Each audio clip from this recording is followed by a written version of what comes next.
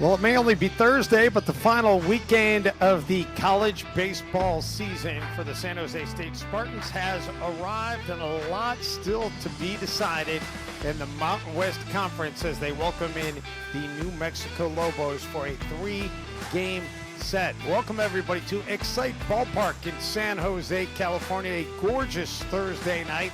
There's a pretty strong breeze blowing out towards center field, 74 degrees. Dave Benz alongside Dennis Ackerman. Glad to have you guys along. Glad to have you along. And this should be a whole lot of fun because both of these teams are in some interesting positions here, Dennis.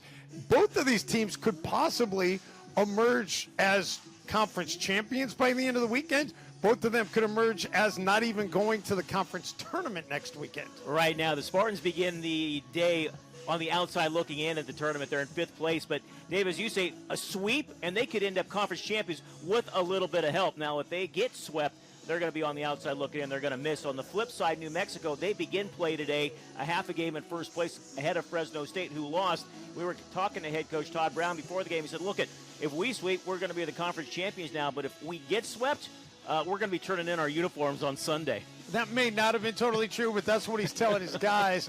Should be a whole lot of fun, and we are closing in on the first pitch. Let's get you the lineup for the New Mexico Lobos as they try to win a weekend series for a 4th straight weekend. If they win the weekend series, they will be going to San Diego for the Mountain West Conference Tournament. It's going to take possibly more than a series win for San Jose State to get there, so they just want to concentrate on Game 1 as the Spartans head out to their defensive positions here waiting for the national anthem.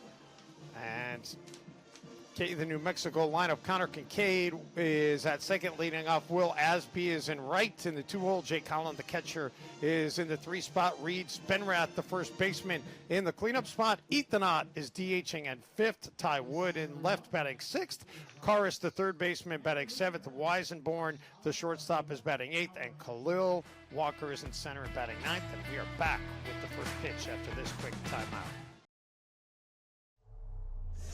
Back here at Excite Ballpark, ready to get things underway. And Dennis, let's talk about Nolan George being on the hill to start off this all-important series for San Jose State. A little bit of a question as to whether or not mid-season he would be the guy that would be getting this start here tonight, but he got put into that position late in the season, and he has pitched well. And Brad Sanfilippo feels real good about sending him to the hill tonight. Yeah, he's making just his 5th start of the season. He's 2-1 with a 4.97 ERA. Pitched just over 41 innings this season. The scouting report on him, he'll be in the low 90s with that fastball. Is also going to feature a curveball as well as a slider and a changeup as well. It's a lot of pressure on a young man making just his 5th start in this kind of situation.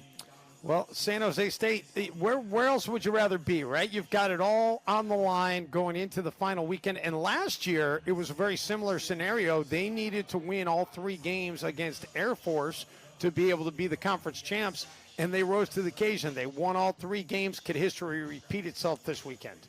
We'll find out. The good thing is they're at home, and head coach Brad Sanfilippo was very happy about that. He said, they haven't been home very much this month. In fact, this is the first 3 home games that they've had here. When they have been home, they've been good of late. They're 6-2 their last 8 games at home, but as you said, they've not been here very often, and we are just about ready to get this thing underway. Connor Kincaid, the second baseman, steps in first to lead things off. 3:05 on the season for Kincaid. And the first pitch does catch the corner, so a good start here for Nolan George to get ahead in the count.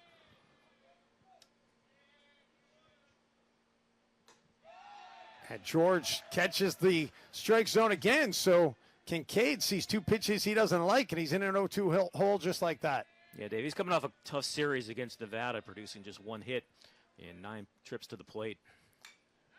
And that'll be fouled back out of play. Kincaid, the son of a former big league player named Mike Kincaid, played in the majors for 5 years, 98 through 2003. And a swing and a miss, and Kincaid goes down on strikes, and Nolan George couldn't have asked for a better start to this one. He gets the first out on 4 pitches. He's coming off a game against San Diego State where he had 7 strikeouts. So a good start for him to begin this one. And that'll bring Will Asby, the right fielder, to the plate. Asby 344 on the season. When it comes to some of these numbers with New Mexico, you've got to look at them with a little bit of a grain of salt. They're a little skewed on both ways, right? The pitchers' numbers are probably a little more inflated than what they really are if they were pitching it at sea level, and that one's going to get right through the right side of the infield. A solid single for Asby to get the first base runner of the game. And the opposite side at the hitting numbers for New Mexico. Of course, these two guys, I think they could hit anywhere. The next two guys in the lineup. Jake Collins got 15 home runs on the season. Reed Spinarth has 14 home runs on the season. These are the next two guys coming to the plate for New Mexico. Yeah, David, you talked. They average nearly 9 runs a game this season, but at home, nearly 3 runs more per contest. They average nearly 11 runs per game at home compared to just under 8 on the road. Holland, the catcher. The one thing Todd Brown told us, the coach for the Lobos, and that one's ripped right down the line and left. That could be extra bases. And can they keep the runner from scoring? That's the question. The throw does quickly come in from Hamchuk, and they will hold Asby at third. So a double and some trouble now for Nolan George after getting the first out on strikeout. He's suddenly got runners second and third with just one away. All right, now if you're San Jose State, you want to limit the damage, so you'll give up the run for the out. And you know, Reed Spenrath has the kind of power that, I'm not saying you intentionally walk him, but I don't know if I'd give him anything. I don't think I'd give him anything too juicy to swing at here. An unintentional, intentional walk. Spenrath, the reigning conference player of the week. Last Friday night, he had not 1, not 2, but 3 home runs against Nevada in one game. And that one's going to go down the line. And 2 of those home runs were with the bases loaded. 9 ribbies for him. So 2 grand slams and a solo shot. Dave, most players don't get those kind of numbers in a season. And he did it in one game. Yeah, that was a pretty good day at the office. Spenrath all conference last year and on track to likely be all conference when all things are said and done at the end of this season as well.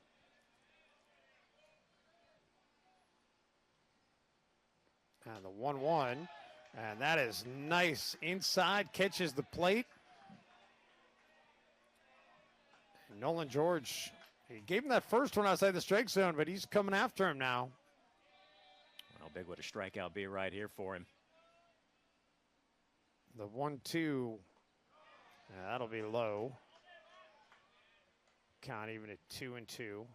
This is only the 7th game that the Spartans have played here at Excite Ballpark since the start of April.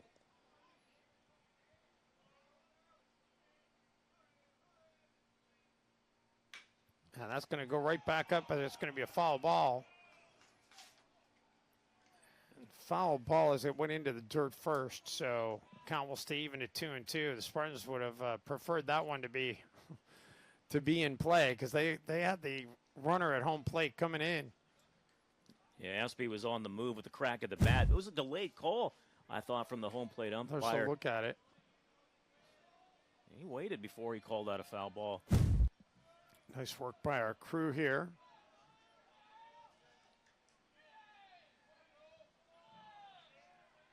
So the 2-2 again. And that one hit right down the first baseline, and not really much Hunter Dorough could do with that other than get the out. The runner comes in to score. So Spenrath, not exactly the way he wanted to get an RBI, but he'll take it. No, but the Spartans are more than happy, Dave, to give up the out for the run. And now you try to get Ott and keep the damage to a minimum of just 1 run here. Holland did advance from second to third, so a second run just 90 feet away. By the way, the boys in blue here tonight, Anthony Prater behind the plate, Ryan Wilson down at first, Michael Goebel at second, Joseph Penna working the third baseline tonight, and Mitchell Treziak is the 5th umpire here tonight on the crew. That one's going to be lofted out into right. And all day to get under it and come down with it is Jackson Forbes. So the damage is mitigated for Nolan George. Got in a little bit of trouble, but comes out of it having only given up 1 run. So at the end of a half an inning, it is New Mexico a 1-0 lead. San Jose State coming to bat.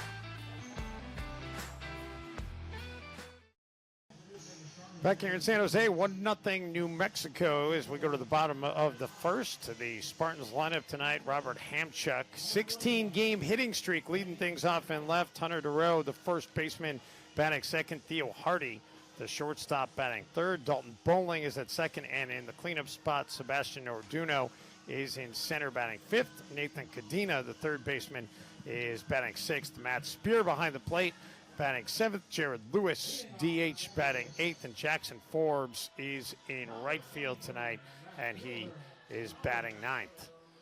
And the starting pitcher tonight for New Mexico, Dave Pengelly, who all he did was win Mountain West Conference Pitcher of the Week last weekend with his performance against Nevada on Friday night. Yeah, Dave, very impressive. 7 shutout innings, career high 12 strikeouts in that one, scattering 4 hits. Misses low and away on the first offering here to Robert Hamchuk. Mentioned the 16-game hit streak. That is a career high for Hamchuk.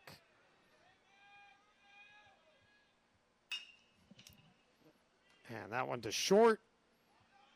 Throw a little bit high, but able to come up with it is Spenrath. And the 16-game hit streak will need to go to the next at-bat if he's going to extend that.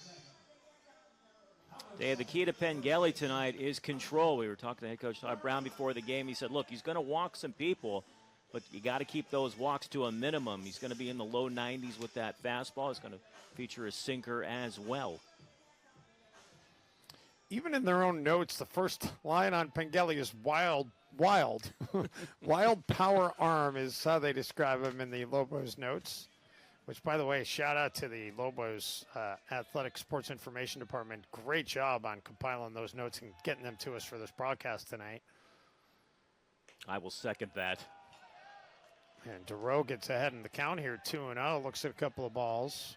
Defensive alignment here for New Mexico. Ty Wood is in left. Khalil Walker in center. Will Aspie, the right fielder. Kili Karis at short.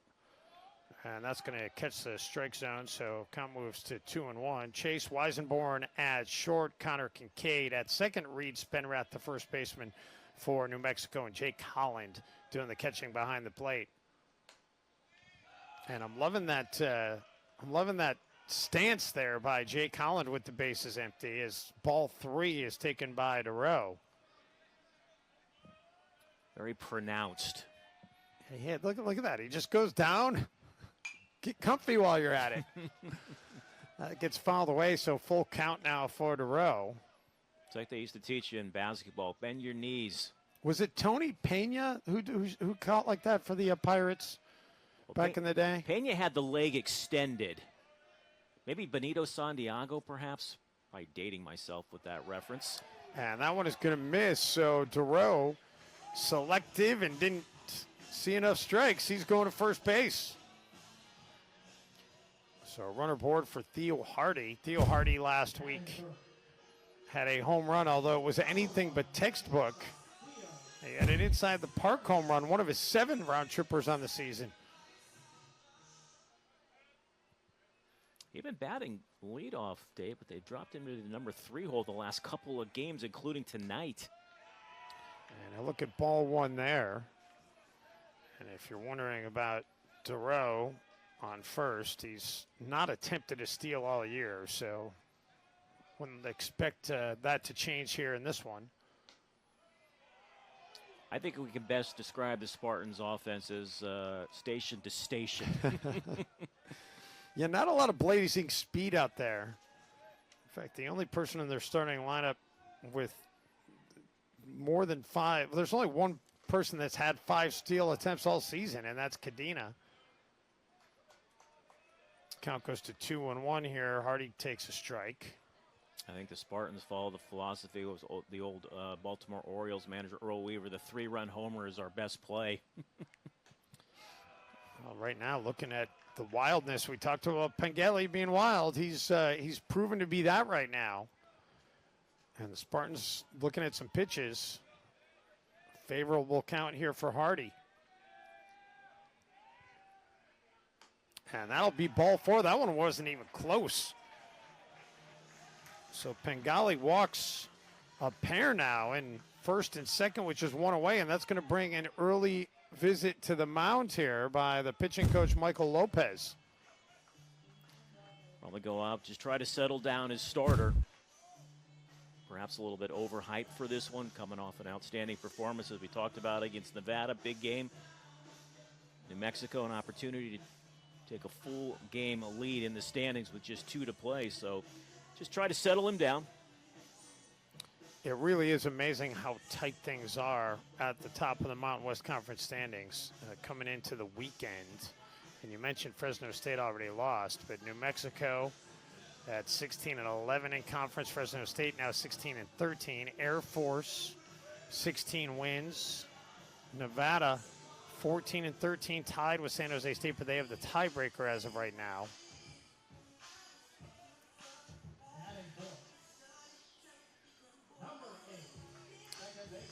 So Dalton Bowling coming to the plate with a couple of runners on. Big opportunity here for the Spartans after giving up one in the top of the first.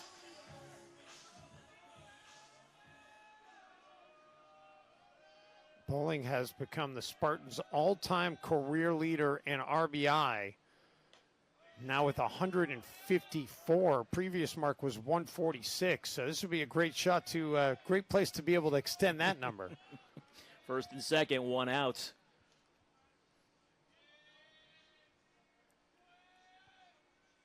The 0-1, and he hits it up the middle, and that is going to be enough to possibly, they are going to bring him. For a second, I thought they might hold him. They bring him. It's a good decision as the throw goes to third, and DeRoe able to come in and score on the RBI base knock from Bowling, so make it 155 for him now in his Spartans career.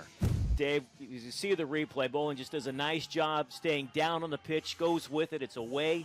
And he does a nice job with an opposite field RBI single to knot this one up at 1 apiece here in the bottom of the first. And the Spartans aren't done yet. Runners on the corner, still just 1 away for Sebastian Orduno.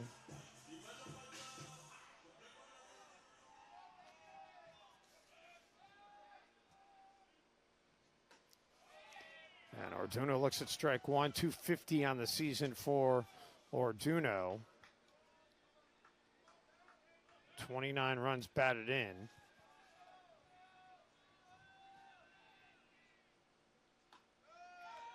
And that one misses well away to even the count at 1-1. I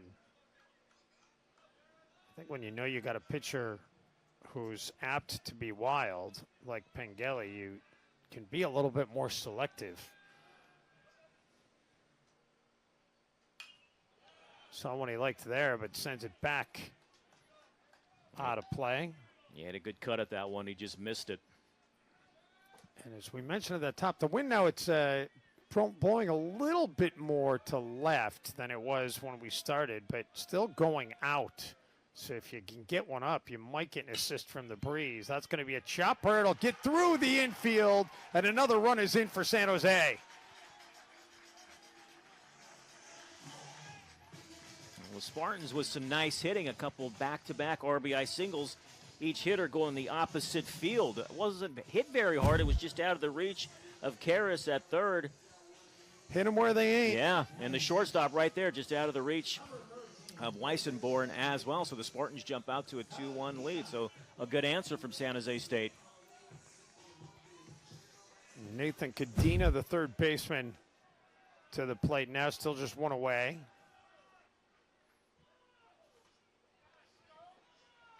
And Cadena, the only Spartan to have started every game so far this season. This is the 51st game of the year for San Jose State. And Cadena has started every single one of them. Swing and a miss. He falls behind 0-2. Got fooled on the off speed. Now he's just got to shorten up his swing and try to protect and put a ball in play. Another chopper. Oh, and mishandled. And he's going to be safe at first on the error. That'll be an error by Chase Weissenborn. Weissenborn I think he was thinking, do I have time to get two? And then he bobbles the ball and he gets none. Yeah, I agree with you, Dave. I think he was trying to rush it. It was a big hop. As you can see, it hit in front of the plate to take that big hop. He was looking towards second on the exchange from the glove to his hand. He bobbles, drops it, and doesn't get anybody. And now how are they going to play this defensively? Are they going to bring him in at the corners, double play depth up the middle? Matt Spear comes to the plate with a 10-game hitting streak. He had an 11-game hitting streak earlier this season. This would be a great place to extend that. Chance to put up a crooked number, a big crooked number for San Jose State with two already in. Worst case scenario, you just got to get a ball deep enough into the outfield to get that run home from third with less than 2 outs. And he'll look at strike one.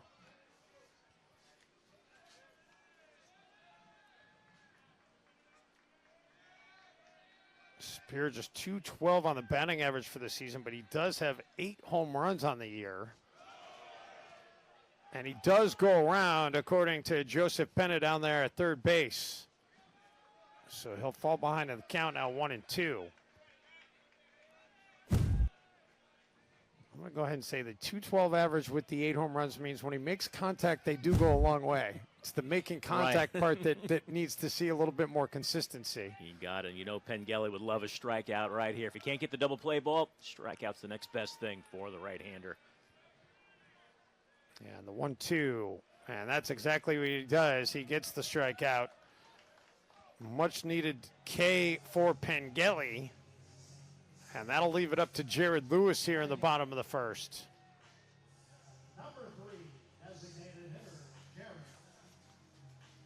Lewis the DH. 341 average for the Spartans. Kind of the opposite of Spear. Not a lot of power, but he's got the ability to put the ball in play, and usually with some pretty good success. That's exactly what you'd love here with the bases loaded and 2 away. Outfield very shallow for him.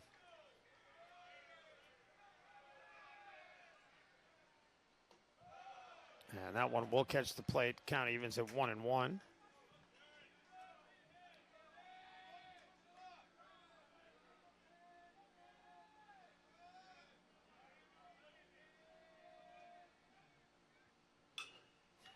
And the 1-1 down the line, and thankfully for Lewis, the left fielder Ty Wood was deep enough towards center. He had no chance of getting over there to get that one.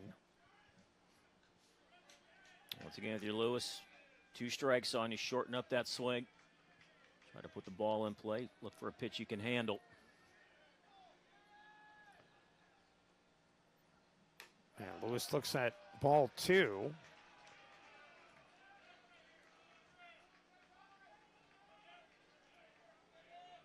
Redshirt freshman out of right nearby Pleasanton, California.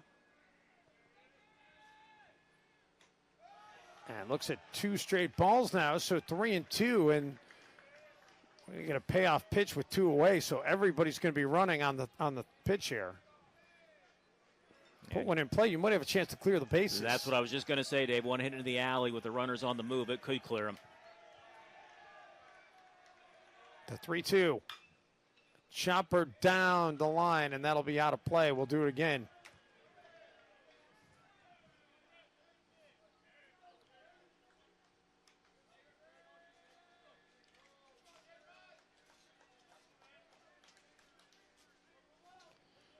Jared Lewis's uncle, Russell Gary, people might know that name, former NFL defensive back, played for the Saints and the Eagles. And he looks at ball 4. That'll work. That brings in a run for the Spartans. And they'll go up 3-1.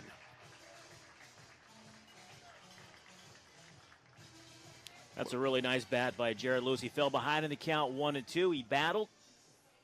Ends up getting the bases loaded walk. You weren't kidding, though. For the most part, the Spartans are going to station the station here.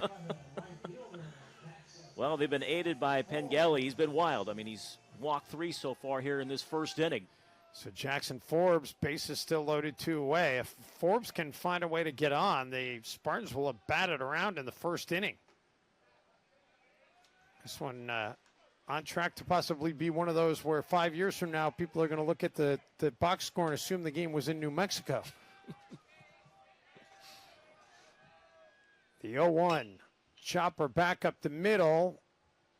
And able to get there and make the play is Connor Kincaid. And that was a nice play by the second baseman for New Mexico to get the out. But San Jose will certainly take it. They get 3 in the bottom of the first. They did leave them loaded, but they'll take a 3-1 lead to the second here in San Jose.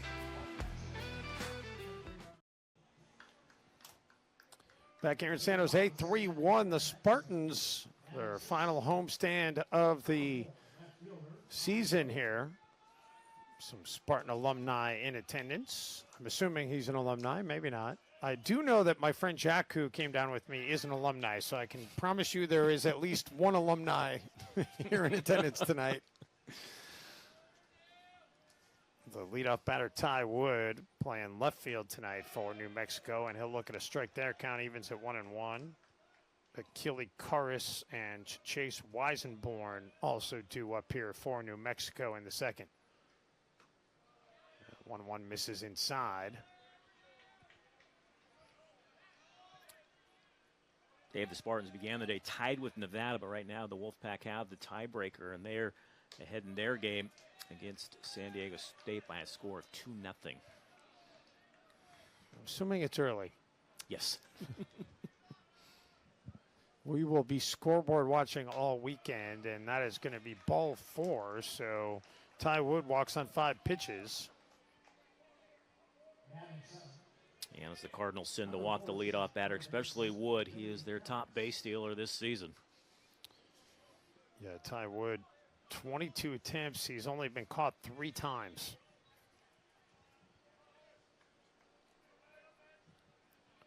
So Karras to the plate. Batting .317 on the season, and that one is going to be hit pretty much directly, exactly where Jackson Forbes was standing, so he didn't have to move very much.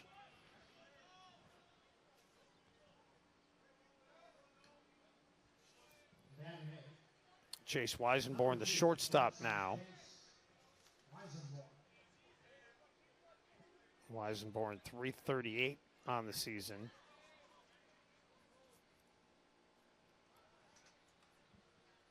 Weisenborn, an Albuquerque native, Albuquerque's own, playing his senior year for his hometown team. And the throw over to first as they try to keep Ty Wood honest over there. This would be an ideal base running situation for him. Got a pretty good lead over there right now. Does not go. That's going to be lined down the line and left. That's trouble. That gets down, and Wood off and running with his speed. They're going to send him. The relay coming to the plate, and it is offline. Not able to get Wood. And the second run for the game for New Mexico is in. They tighten it to a 3-2 contest here on the double by Weisenborn. Well, I mentioned it earlier. The Cardinals send you walk the leadoff batter of the inning, and it comes back to hurt the Spartans. Weisenborn delivers the RBI double to cut the deficit. That'll bring up Khalil Walker in the 9-hole. Walker gets under that one, and able to come in and get it is Hamchuk for the second out. And that's kind of a gift because Walker with a .404 average, I mean, that's a guy who's the average will carry for the most part. I don't think the average gets skewed as much as the other numbers. If you can hit, you can hit. I do agree, Dave. You look at their averages. I mean, Kincaid, here he's the leadoff batter. He came in hitting .305. That's the lowest batting average in the order this evening. Yeah, that is pretty amazing. And Todd Brown will move Kincaid around. Some games he'll put him in the 9-hole as the de facto second leadoff guy, but he is atop the order tonight. I mean, he's got a fair amount of RBIs for a leadoff batter, 27.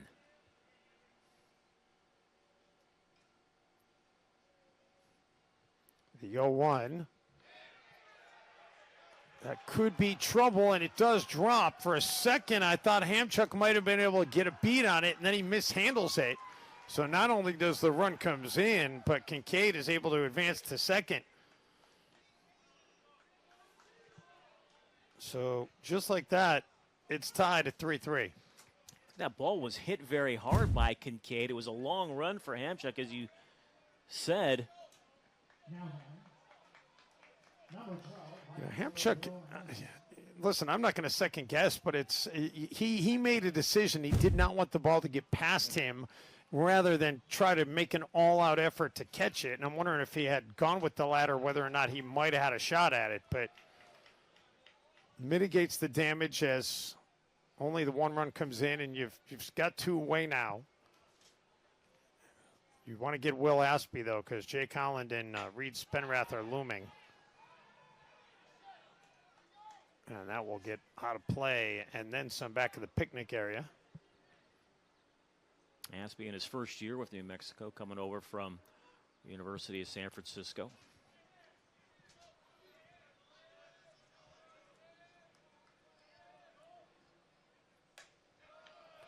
And you look at that one away, 1-2. They did, as I would have expected, assess an error out there that allowed Kincaid to get to second. So one error apiece for each team. That one will how to play down the first base line.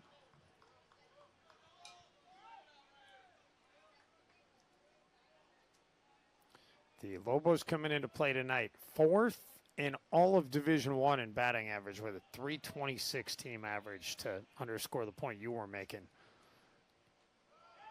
That's in the dirt. Unable to find it right away was Matt Spear, and good heads-up base running there by Kincaid as he's now over to third base. Yeah, Kincaid. He didn't get far enough away from Spear, but I don't think he located it right away. And as soon as Kincaid saw it, we'll take a look on the replay. Spear's looking around for it. I think he might have lost it behind the home plate umpire. And down the first place line. Nice job of getting that one by Hunter DeRoe. That was not easy to come up with. A little bit of an odd skip, but he's right there to get it and get the out. And the Spartans, they do give up 2, but they limit the damage, and they'll go to the bottom of the second, tied with 3 here against the Lobos.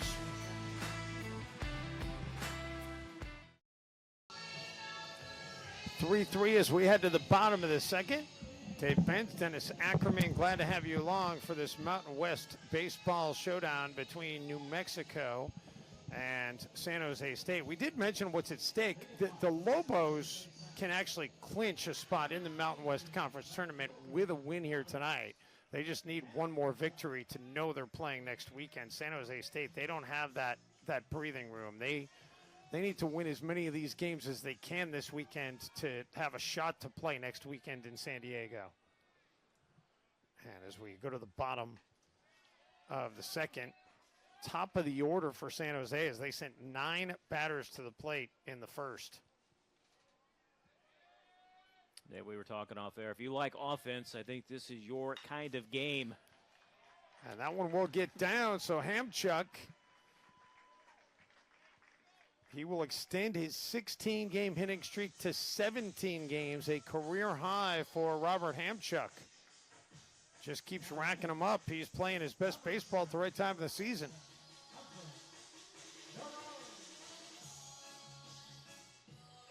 The batting average for Hamchuk, north of 305 now for the year. As Hunter DeRoe comes to the plate. That was a tricky little put out by DeRoe there, Dennis, to end things in the top of the second. Yeah, he made a nice play there at first, down to a knee. That was a hard hit ball off the bat of Aspie. Was able to pull back the bat on the pitch by Pengelly. So 2-0 count.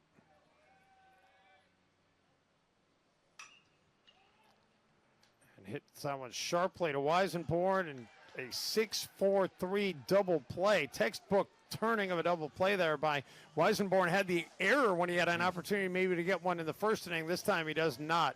waste the opportunity. A little redemption from the shortstop. As you mentioned, the textbook 6-4-3, their 46 double play that they have turned this season. So Theo Hardy comes to the plate with the bases empty. Walked in his first plate appearance. Came around to score. And looks at strike one on the inside there.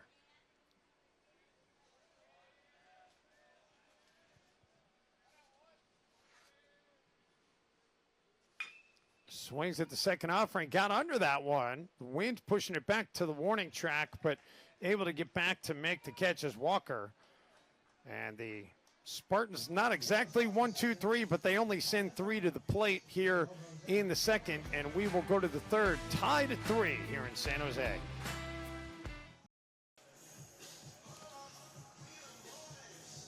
Beautiful Thursday evening here in Silicon Valley. The San Jose State Spartans glad to be playing at home to wrap up the regular season and see if they can punch their ticket to go down the freeway to San Diego next weekend for the Mountain West Conference Tournament.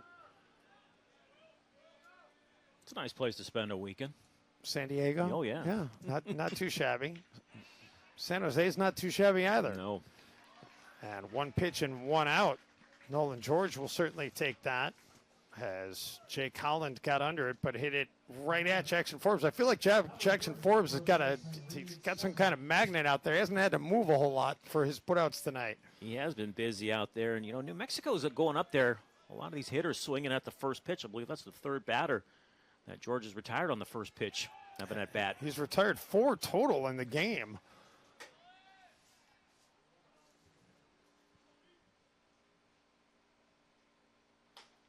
And a swing and a miss to move to 0-2 here for Spenrath. Spenrath grounded out to first, back in the first. Did get an RBI credited to his stat column with the out. Looks at that one outside as George goes fishing a little bit. And Spenrath gets a good bat on that one. That's going to be trouble. That gets down in right. Spenrath on his horse, and he is going to be able to have a stand-up double to put himself in scoring position with just 1 away here in the third inning. That just shows you how good of a hitter he is. He fell behind in the count 0-2, took a pitch, and then was able to handle that 1-2 for a 1-out double. Ethan Ott, the DH, flied out to guess where last time? Jackson Forbes in right. Jumps on the first pitch this time, but puts it into foul territory, 0-1.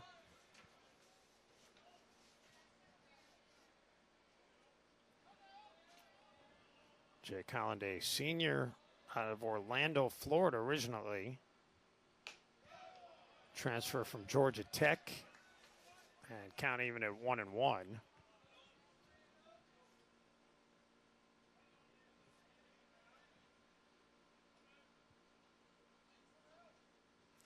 And Ethan Ott. The 1-1 is sliced into the gap out there in right center, and that's going to be enough to bring around Reed Spenrath. And Ethan Ott has a stand-up double. So back-to-back doubles for Spenrath and Ott, and the Lobos go back in front 4-3. Right now, Nolan George not really fooling anybody. Ott was able to jump on that pitch, hit it into right center, and bring it home the go-ahead run. The one thing we didn't ask Brad before the game tonight is how short of a leash he might have Nolan George on tonight.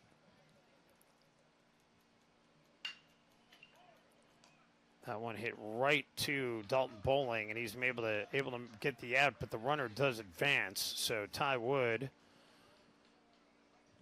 moves Ethan Ott over to third, and that'll leave it up to Achille Karras. Yeah, it's a productive out, as you just said, Dave, because now Ott could possibly score on a pass ball, a wild pitch.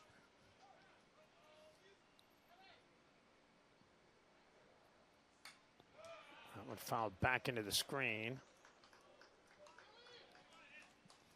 So George gets in front 0-1 here. Karras flied out to right in his last at bat.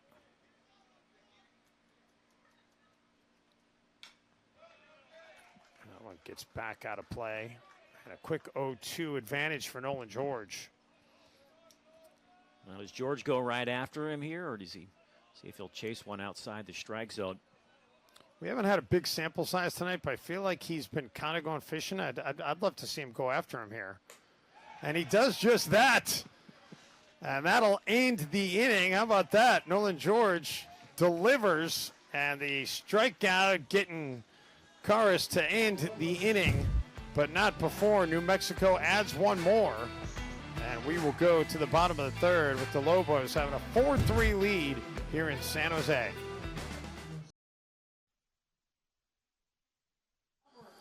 Back here in San Jose, the New Mexico Lobos have put at least one run on the board in every trip to bat so far in this one. Go to the bottom of the third. Dalton Bowling, Sebastian Orduno, and Nathan Cadena for the Spartans. Bowling with a single and came around to score back in the first. Added to his Spartans' career best RBI total, now sitting at 155 for his career. But in an 0-1 hole here. And we'll take that one inside, count evens. Pengelly has already thrown 44 pitches. And we're only in the third. A swing and a miss there. On the other side, Nolan George is through 3 innings, but he's needed 45 pitches to get through 3 innings.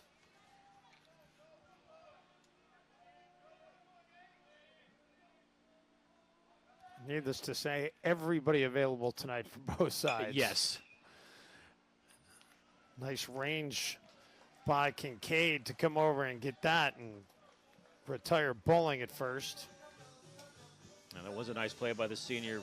Bowling once again trying to go opposite field. This time Kincaid with a nice play, and the senior retires Bowling for the first out here in the third.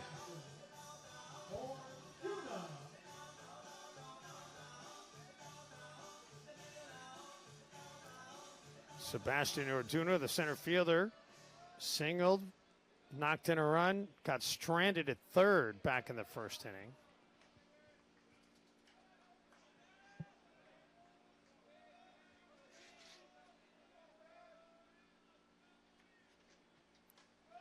And that one is high, gets ahead in the count 2-0. Dane Pengelly, also a native of New Mexico.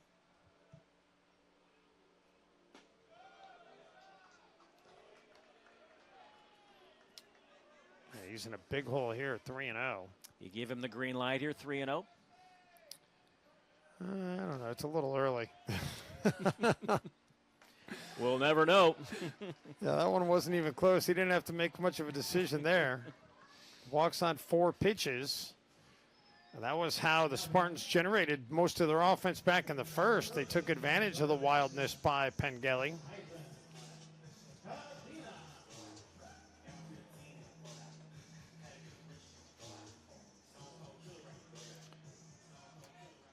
So Nathan Cadena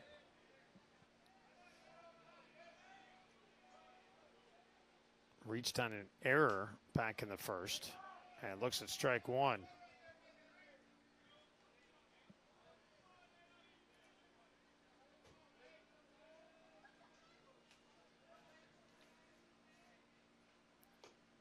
And swings and misses strike two. It's a tricky situation right now for the batters, Dennis, with the shadows between the mound and home plate, and that ball's going to go in and out of the sun on its way to the plate.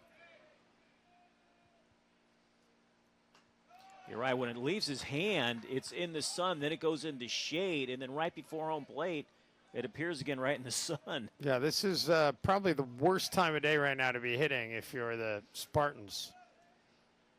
The lights are on here.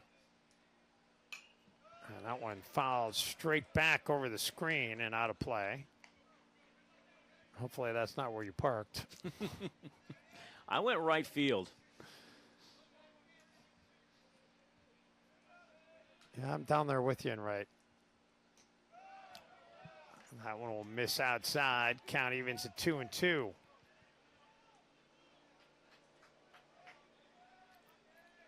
We talked with Coach about the Spartans' non-conference schedule this season.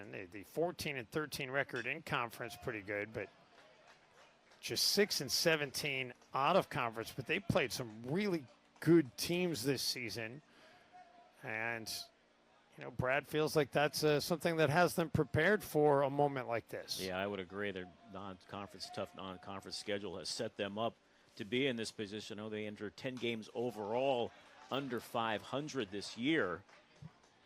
That's fouled out of play, so it stays at 2-2. But Dave, when you're talking about playing teams like Santa Barbara, Arkansas,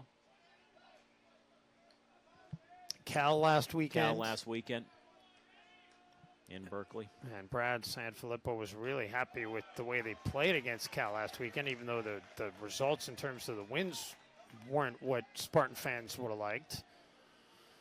Nice eye here by Cadena. Works the count to 3-2.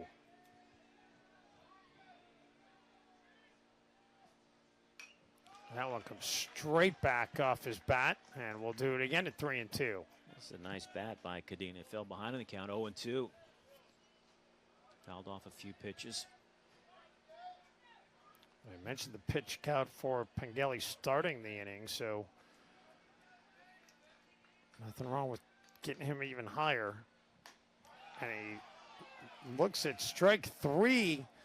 There's a delayed reaction there by Anthony Prater behind the plate. I was like, is that a ball? Is it a strike? And he finally does ring him up. That was right at the top of the strike zone. That's got to be a sigh of relief for Pengelly. His second strikeout. So that brings Matt Spear to the plate with 2 away. And the catcher, he struck out swinging back in the first.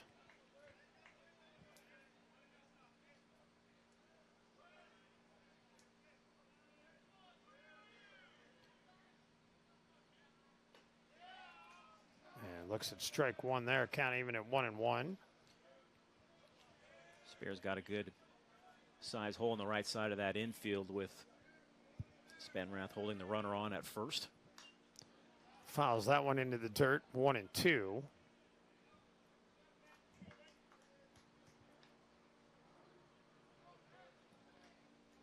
Spear, the senior out of San Clemente. See the home run total for him, a career high, and the ball is going out. It will carry if you can get it up in that wind here tonight.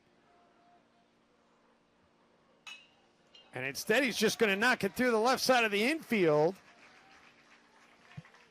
And even with 2 away and Orduno off and running on contact, not enough for him to be able to advance past first base. So the station-to-station thing continues here tonight for San Jose. And they've also done a nice job of just going with the pitch. I believe that's the 3rd base hit we've seen tonight from the Spartans going the opposite field. So they're threatening here with 2 outs. Brings Jared Lewis to the plate.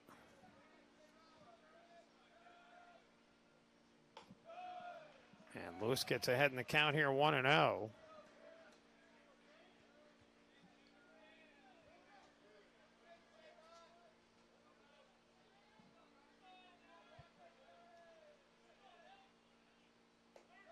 And that one gets away, because it hit him. I didn't see it on live action. I didn't think it hit him at first, but it did. That's why it got away. And he'll go up to first base after getting hit by the pitch. That will load him up for Jackson Forbes. Take a look at the replay. It does catch him right on the foot. It does indeed. I didn't. First glance, I was with you, Dave. For the naked eye, I thought I hit the dirt and bounced away, but. And the way that was going to the backstop, I was like, that might be enough to bring in Orduno all the way from second, but actually kind of to the Lobos' benefit there that it stopped play by catching the foot there of Lewis. So Jackson Forbes with the bases loaded, grounded out to second back in the first, and the bases were also loaded then, so he gets another crack at it here.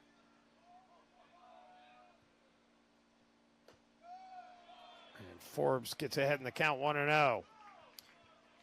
Pengelly going to work out of the stretch, even with the bases loaded. Some pitchers like to go back to the full windup. And Forbes watches that one catch the corner of the off speed, evens the count at 1-1. Forbes, a redshirt junior out of Fairfield, California.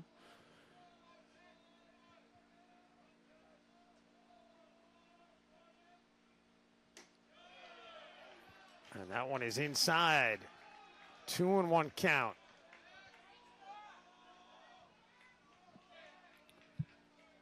Jackson's father, Kirk Forbes, played for the Montreal Expos. That's, wow, how about that?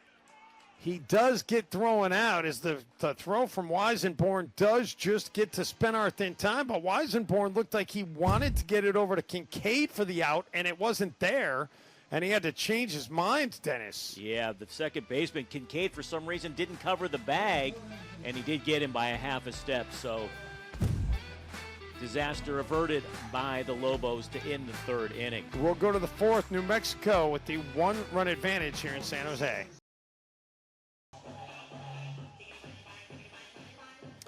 Back here in San Jose, the Spartans trailing the New Mexico Lobos 4-3. Not going to say it's a must-win for San Jose to extend the season because they would not be eliminated with a loss here tonight, but it would put them in a big hole. They need to win multiple games this weekend to ensure that they're playing in San Diego for the Mountain West Conference tournament next week. And the top 4 seeds in the conference advance to the tournament. And coming into play tonight, the Spartans in 5th. Although they're tied for 4th, they are behind in the tiebreaker. Yeah, if they can't get it done tonight, then it just puts that much more extra pressure on Friday and Saturday. And we were just informed on Saturday, a 12:05 p.m. first pitch. 12:05, 6:05 tomorrow, 12:05 on Saturday. And Chase Weisenborn, who bailed himself out after his option at second to end the bottom of the third went away, was able to rifle it down to first to get the out. Leads things off here for New Mexico, and it looks at a strike there on a 3-0 count. Dave, going back to that third inning, the Spartans have now left the bases loaded in the first and the third. They've stranded 6. You wonder if that might come back to bite them at some point. Meantime, Nolan George fell behind 3-0 and has it back to a 3-2 count here against Weisenborn, trying to avoid putting the leadoff runner on. Weisenborn trying to battle.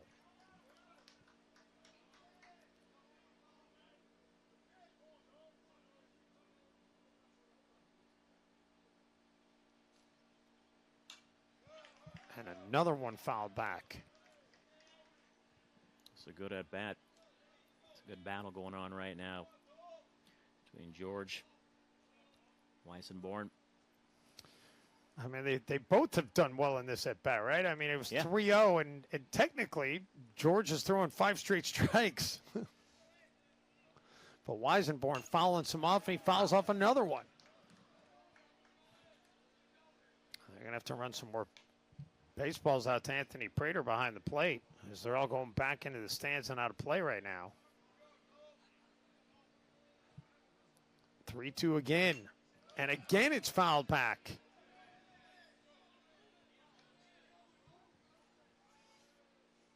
Weisenborn, .338 on the season, and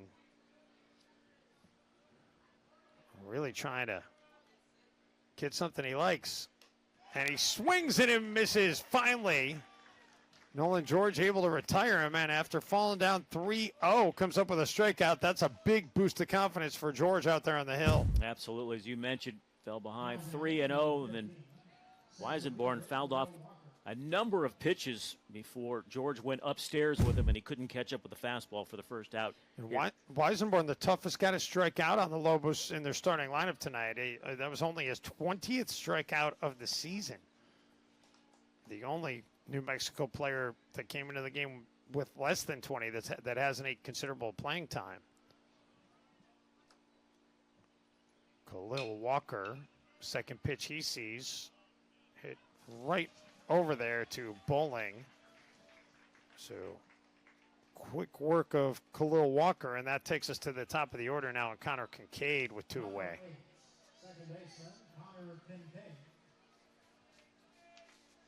Well, George can retire this batter. He gets the side in order for the first time tonight. And just what the doctor ordered, a low pitch count inning. Well, he may have spoken too fast. That one's in the gap, and it will get down. But the Spartans able to get it back in time to hold Kincaid to a single. Yeah, center fielder Orduno did a nice job of cutting it off. As you mentioned, holding the leadoff batter to a single. Will Asby, the right fielder, singled and came around to score back in the first, grounded out to first in the second. And the off speed misses. A 1-0 count.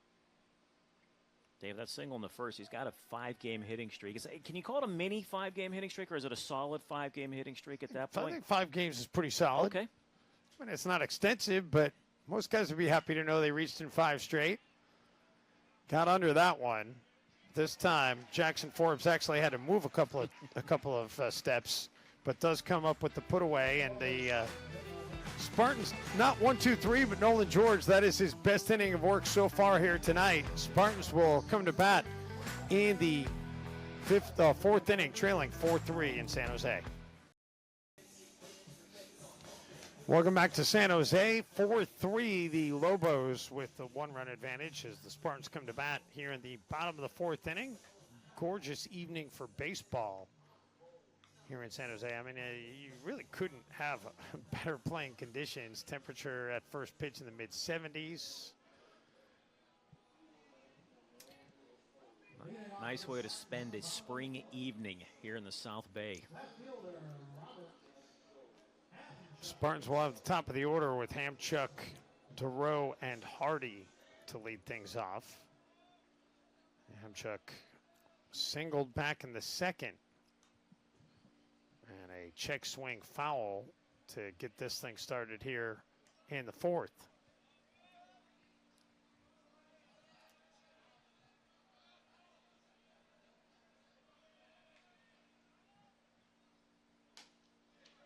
And that one is going to paint the corner for strike 2.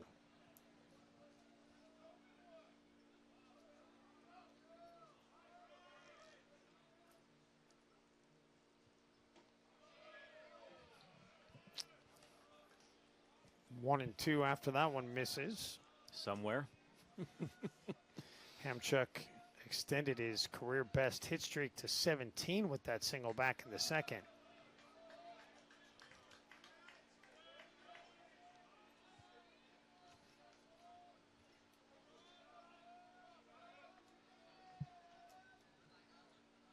The 2-2 back up the middle.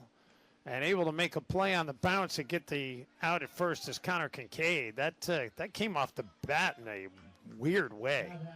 He did, and he got a nice gift bounce at the very end. The way he hit that off the bat, I thought that had more on it, and it just kind of died.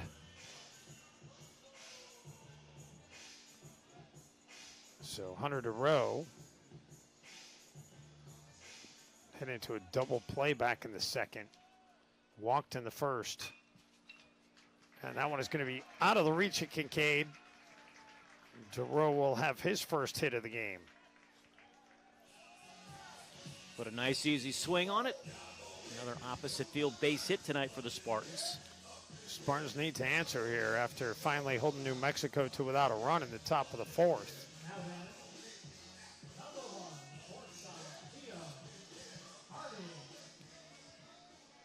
Theo Hardy walked in the first, flew out to center in the second. And looks at strike 1 there.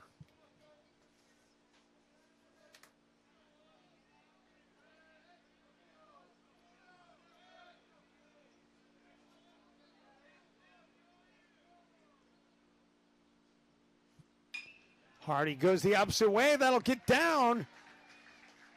And not enough distance there for DeRoe to go beyond second base, but first hit of the game for Theo Hardy, and the Spartans have something cooking here, first and second, which is 1 away, and that'll bring Dalton Bowling to the plate.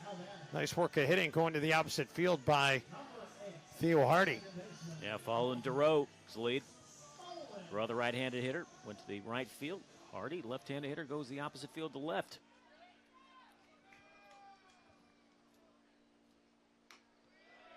Dalton Bowling looks at that one outside. The shadows now not as much of an issue. Still a sliver of sunlight between the pitcher's mound and home plate, but not quite as bad as it was 15 minutes ago. That catches the corner, 1-1.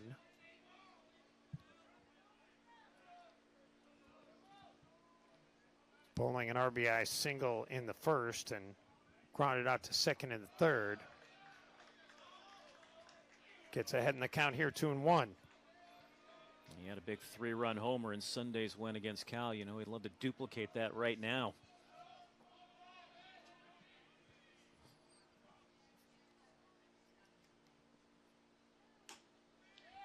2-1 catches the outside corner, 2-2.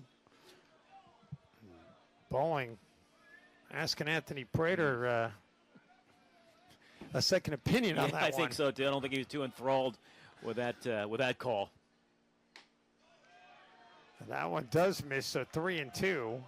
Full count here. I'm going to venture to guess, Dave, the runners will not be off with the pitch. Just one away. And he goes fishing. That would have been ball 4, but he got fooled. Swing and miss strikeout for Dane Pengelly. And that'll send Orduno to the plate now to try and keep things going here in the fourth.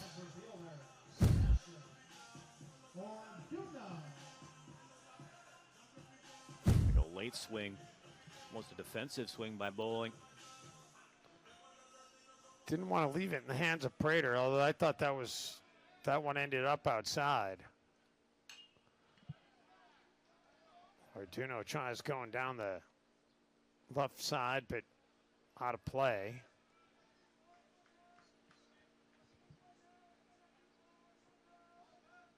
RBI single in the first and a walk in the third. And now line out to second in the fourth, and that will retire the side. And how about this? The Spartans strand 2 more. They've stranded 8 base runners through 4 innings. And that is why they are on the short end right now. A 4-3 score as we get ready to go to the 5th, back to San Jose in just a moment. Back here at Excite Ballpark in San Jose. The Spartans trailing the Lobos 4-3. New Mexico with a win here tonight. They clinch a spot in the Mountain West Conference tournament. And Nolan George comes out to the hill for another inning of work. Has thrown 60 pitches through 4 innings. Now 61, 44 have been for strikes.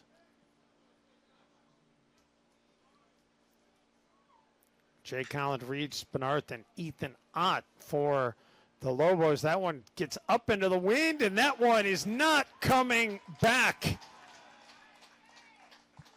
The leadoff home run for Jay Collins. We talked about the power in the center of this Lobos order, and the one thing that Brad Sanfilippo said to us before the game, you know what, if you're going to have him hit them, make sure it's with the bases empty. It does, but it also gives them now a 2-run cushion. As Holland jumped all over that pitch, he got it up in the breeze, which has been blowing from center. It's also been blowing out to left center, and that one just kept carrying and cleared the wall for a home run. Reed Spinarth, he's got some power as well, gets under one. That one is going to stay in the yard, but it's off the wall, and Spinarth is going to be able to pull into second easily. The relay, gets away, but able to get to it is the pitcher, Nolan George, to hold Spinarth to a double. So suddenly, the Lobos flexing some power here with the heart of that order. For Holland, that was his 16th home run of the season. His 58th run batted in. That is a staggering number. 58 RBI for Holland on the season. Yeah, he feasted on San Jose State pitching the first time around. He had 4 home runs against them in Albuquerque, and then 1 more here. And then, as you mentioned, Spenrath, that was a hard-hit double. I'll tell you what, if that wall is not extended in center field, that would have been back-to-back home runs. He hit it to the deepest part of this ballpark. Spenrath and Holland, that is a 1-2 combination that has beaten up the Mountain West Conference all season long. Let's see. Can we see where it hit on the end? I think if that, like I said, if that wall is not extended in center field, that ball's out for another home run. Yeah, that was. Although if it's the, it's a little bit deceptive, right? Because that lower green, that dark green, is lower than the rest of the walls. But yeah, your point is well taken. He clobbered it. He did. He didn't miss that pitch. And a long meeting taking place here on the mound right now. And you wonder, are they buying time for a pitching change? You got to think so. After the entire infield meets, goes to the mound, and then as soon as they adjourn. And Brad said Filippo, although the argument to keeping Nolan George in at this point is you've gotten now through the heart of the order. I mean, you really don't want to just give up the run with Spenrath at second, nobody out, but he just made the call. And that is indeed what is happening. Nolan George, his evening is over here in San Jose. Pitching change for the Spartans. We'll step away back to Excite Ballpark in just a moment.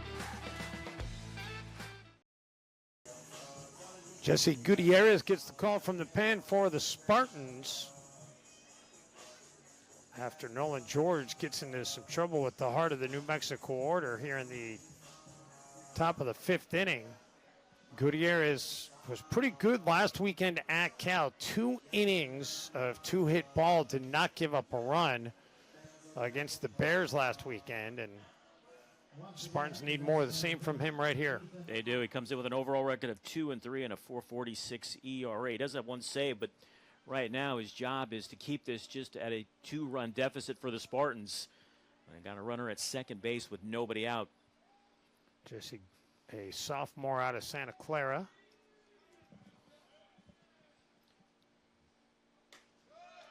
And he quickly gets ahead in the count on Ethan Ott, the designated hitter for New Mexico. Ott flied out to right in the first and doubled back in the third.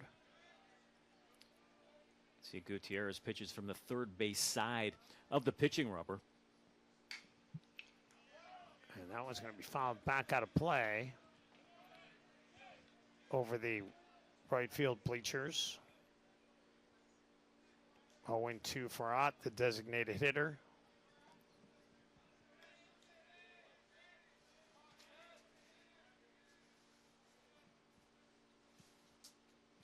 And Gutierrez, the off speed outside, and Ott was not biting.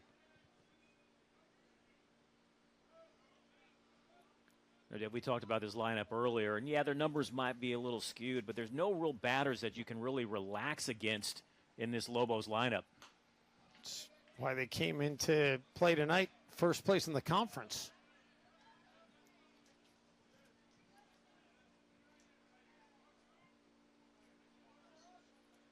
New Mexico looking for its first regular season that will finish with a berth in the tournament since 2017, and that's strike 3 as Ethan Ott gets fooled.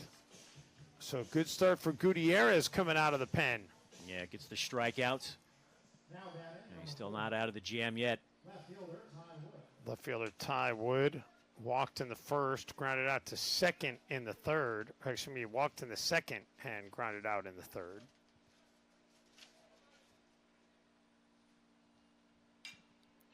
And he'll slap that one down the right field line. It's out of play and out of the reach of Jackson Forbes, who made a run at it. He talked about the Lobos having an opportunity to qualify for the Mountain West Tournament. Todd Brown's really done a nice job with his program. He's in his 3rd season here with the Lobos. Finished 6th in his first year, 5th a year ago. Now with an opportunity to perhaps win the conference, regular season conference. But as he pointed out, they also could, mathematically anyway, not make the tournament. Right. That seems unlikely.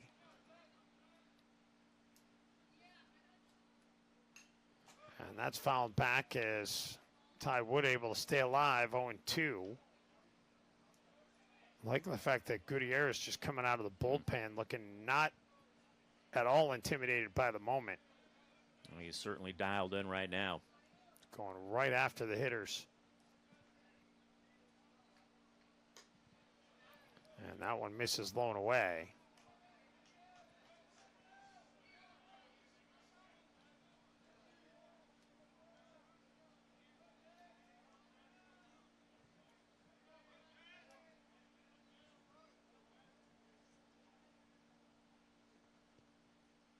Gutierrez looking back at the runner, now goes to the plate and gets his second strikeout into many batters here. Wow, how about the left-hander coming out of the bullpen and striking out Ott and then gets Wood. Very impressive. Now see if he can get this final out and leave Spenrath stranded down at second base. As Keely Karras, we did need to get clarification from Todd Brown on that pronunciation before the game tonight.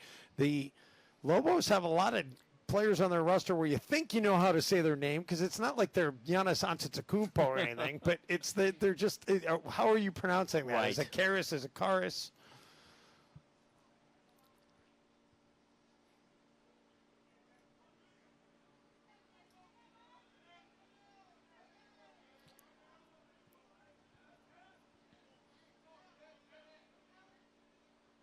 Gutierrez, that one misses outside.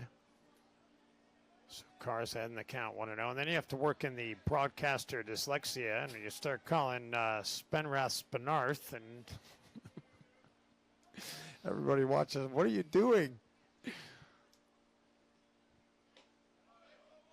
that one also misses. So Karras able to get ahead in the count here, 2-0. Karras flied out to right in the second and struck out in the third. They come in with a fastball here. Pretty good guess. Karras couldn't catch up.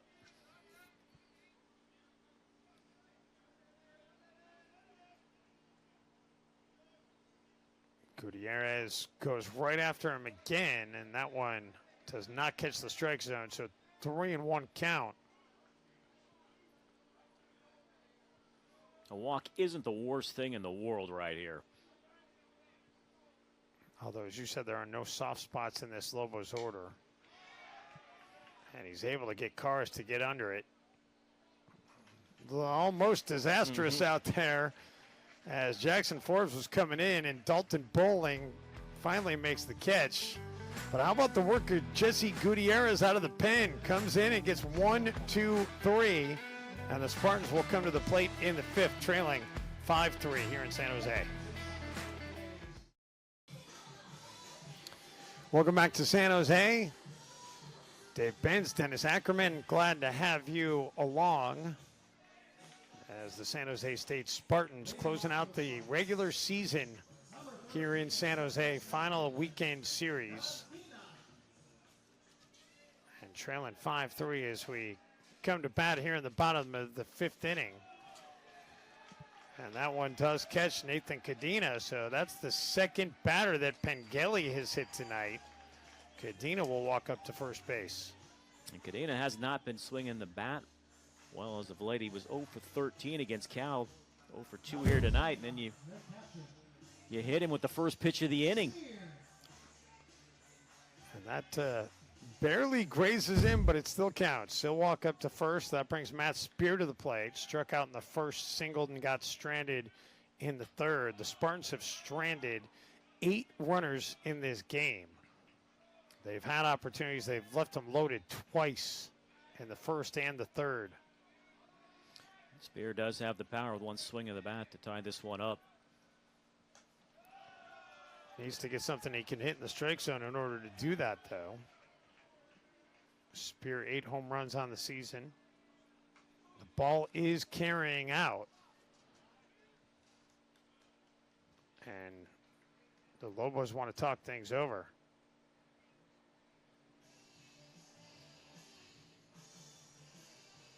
as Pengelly falls behind the count 2-0. And you wonder how short of a leash they're going to have here on Dane Pengelly. That pitch count nearing 90 in this game. And they are going to make the pitching change mid-batter. That is a little bit unusual. But the Lobos, we said everybody's has to be available tonight. All hands on deck with so much on the line. And the Lobos decide, let's go to the pen. We've got a pitching change back to San Jose in just a moment.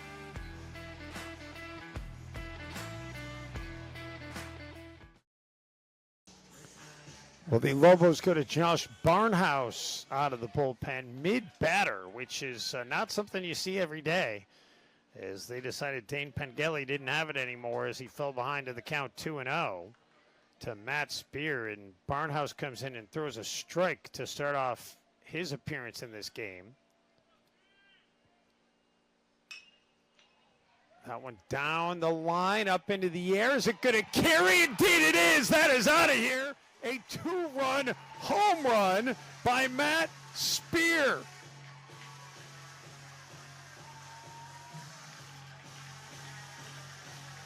And the crowd loving it. That one didn't look like he crushed it, but he got it up into that breeze that's pretty strong going out, and it did the rest. It did. He went opposite field with it. When it left the bat, I thought, okay, perhaps a double. And like you said, Dave, he got it into that breeze, and it kept carrying and carrying. And we talked about earlier, he's got the power with one swing of the bat. And we're all knotted up at 5. Brand new ball game. 9th home run of the season for Spear, and Jared Lewis jumps on the first pitch he gets, and that's going to be trouble down into the corner, and unable to play it cleanly out there as well as be. And into third with a triple is Jared Lewis. So how about the bottom of the order for the Spartans now? You get a home run and a triple out of Spear and Lewis. How about Lewis? He's been aboard 3 times now with the triple. He's walked a bases loaded walk with an RBI.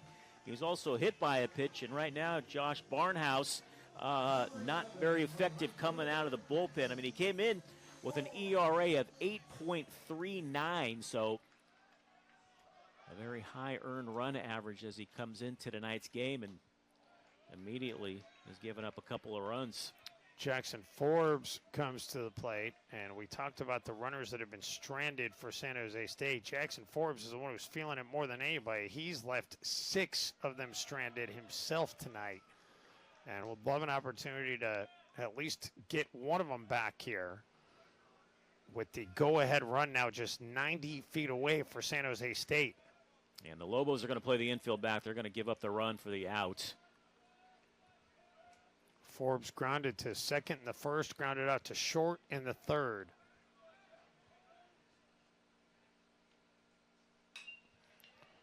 Tries going opposite field, but that's going to be out of play. Back into the picnic area. Hey, Barnhouse is a big guy. I mean, he goes 6'6", 240. He's got that fastball up in the mid-90s. He's a high strikeout guy, and he needs one right here. It seems fitting to me that he's from Texas. Yes. He fits the mold. Give me an athlete from Texas. There's your textbook definition. 6'6", 240 out of Prosper, Texas.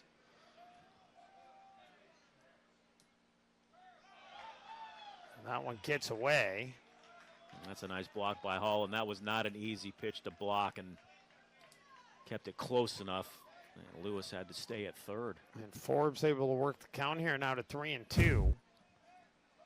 Top of the order due up after Forbes. That might have got him up in the left shoulder area.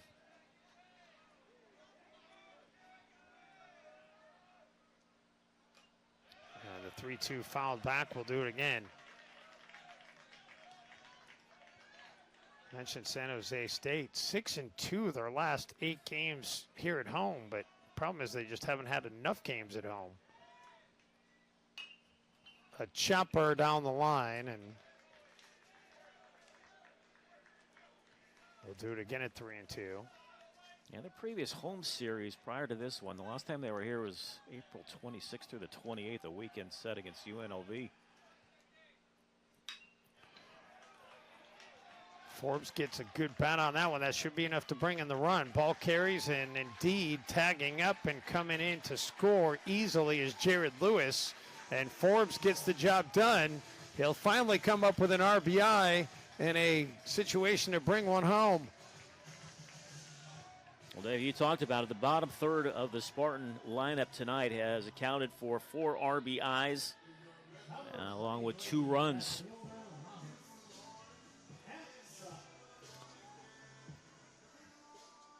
Although 3 of those RBI and 2 of those runs have come in this inning. So but prior to this inning, it wasn't looking so great.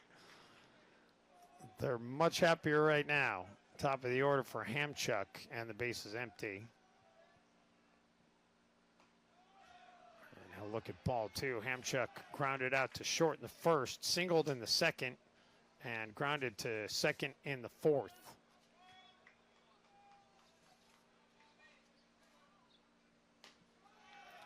Gets ahead in the count here, 3-0.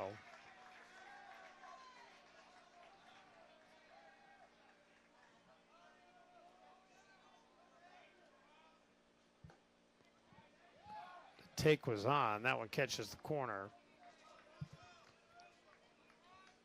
San Jose getting in the lead back. Would love to get greedy here in the 5th. But back-to-back. See, I thought he called that a strike initially, but that is ball 4. With certain umpires, I've just learned to almost take that 7-second delay. Well, it seems like Anthony Prater's got that delay working both ways. So Hunter DeRoe comes up, the first baseman, walked in the first, grounded into a double play in the second, and then singled in the fourth, was stranded.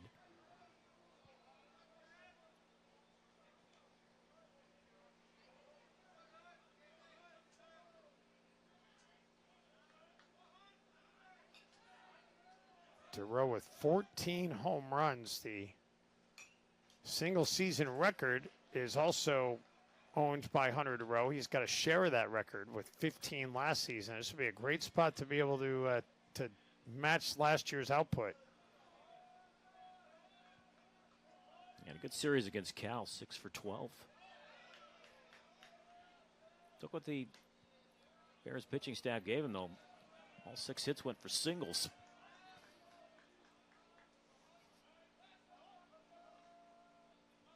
The 1-2 jumps on it, sends it right to Kincaid. And though the hustle up the line is not enough, I thought that he was going to get there. DeRoe was just throwing out on the 4-6-3 double play on the turn by Weisenborn. Need another look at that.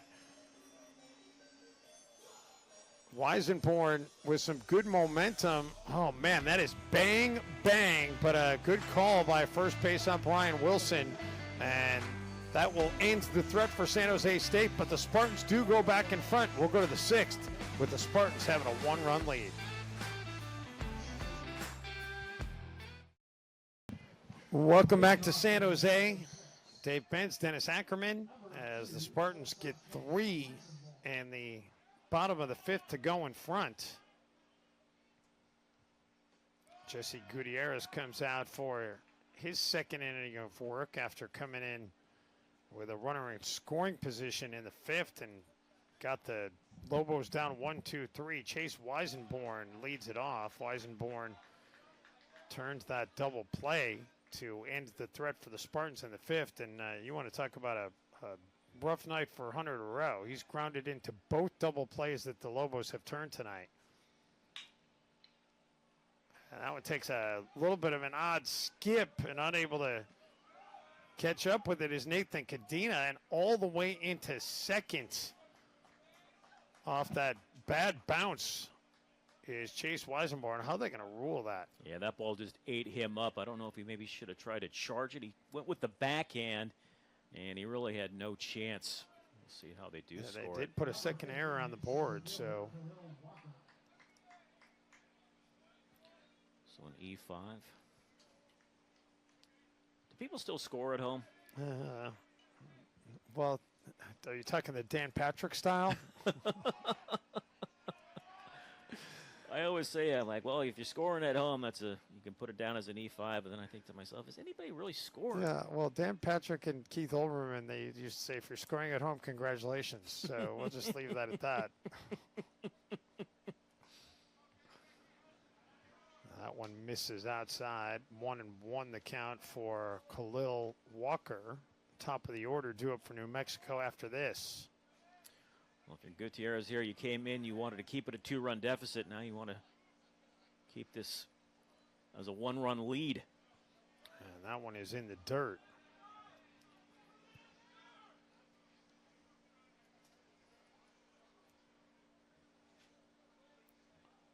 Walker 0 for 2 tonight. Flew out to right, grounded out to second. And gets ahead in the count here, 3-1.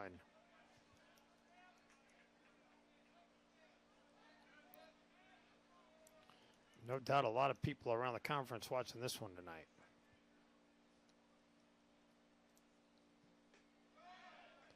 And that one will miss. Ball 4. I'm going to guess more people around the conference are rooting against the Spartans than for the Spartans, because it's they're going to be the easier team to catch if you're trying to get one of those spots in San Diego next weekend. Exactly. Let's go ahead and see if we can get you an update on that Nevada game going on right now. That one started the same time here at San Jose State.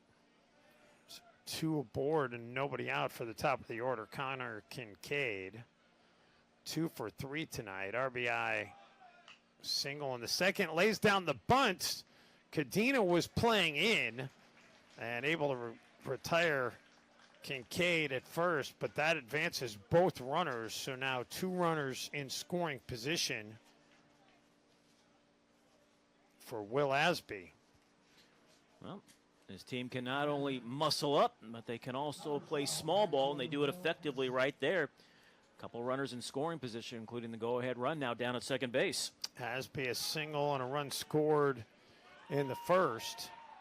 Grounded out to first and flew out to right in the subsequent at-bats, and swings at strike 1 to start off this at-bat. Davidson update. Nevada up big, 10-1 right now, so it looks like they're going to cruise to a victory. Gutierrez misses count even at 1-1. That lead is over San Diego State, so if that holds, Nevada would improve to 15-13. Yeah, that's not good news for San Jose State, as they are tied with Nevada coming into play tonight at 14-13, and that's one of the that's the most certain way for you to be able to get into the tournament, is have Nevada not scratch together any wins this weekend, and then you only got to win 1. UNLV is too far back to be able to catch you. Yeah, and they've already concluded their conference schedule as well. Need a strikeout right here. Ooh, look out. Ooh. Wow. Well, let's hope everybody's all right down there. That came in hot. Wow.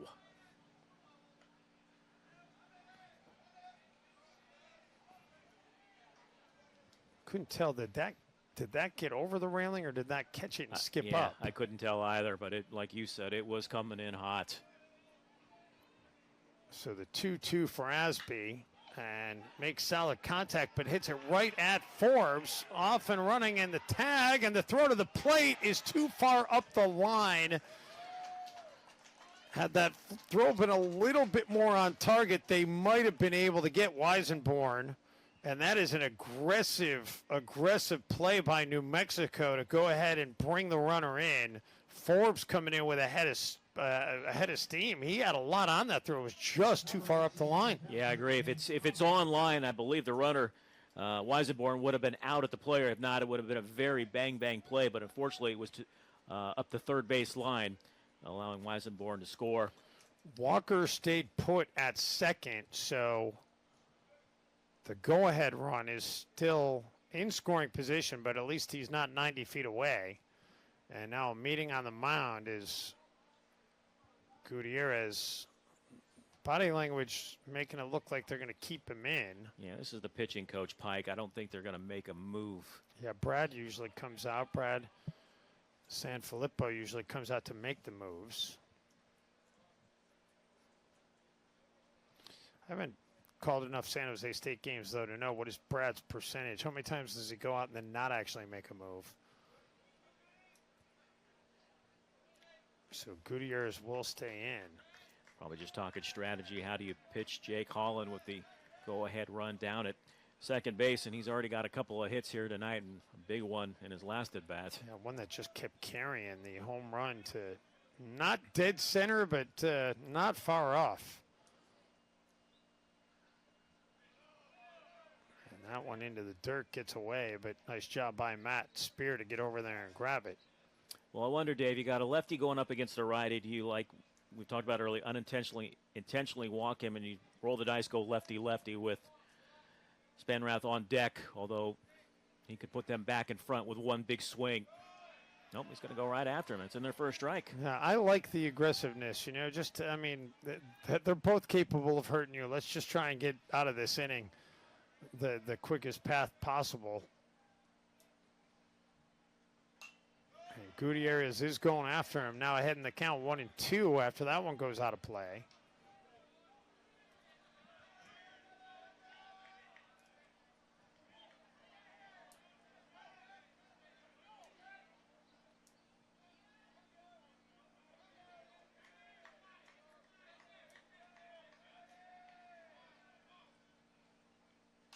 The off speed from Gutierrez fouled back, and we'll keep it at 1-2.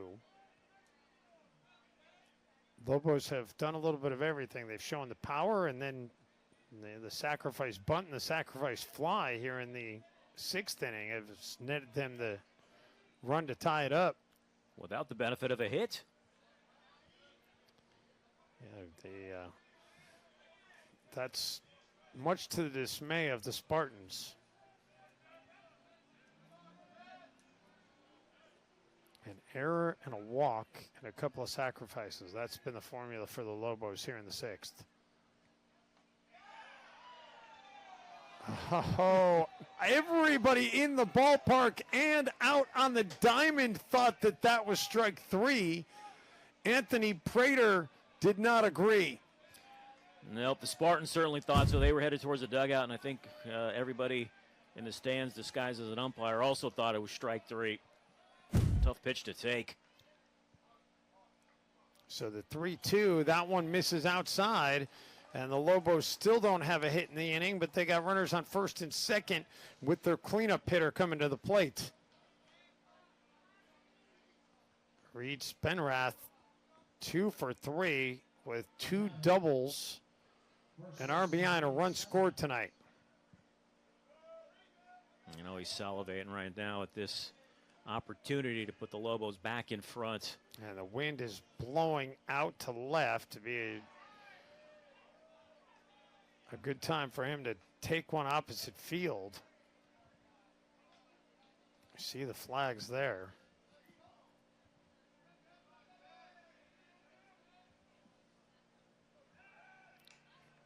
And the signal from Spear to tell Gutierrez to throw it back to second. They did not catch Khalil Walker sleeping back there. No, I don't think he has a very big lead down at second either.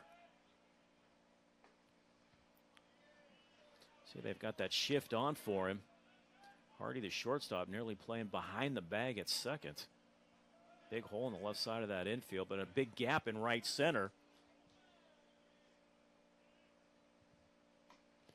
And that one misses outside. 3-0 the count. There's really nowhere to put him. But you don't want to give him anything he can feast on, but he's going to be very selective here. I do believe I believe he's got the green light. Yeah, he's got the green light, but he's looking for something specific, and that wasn't it.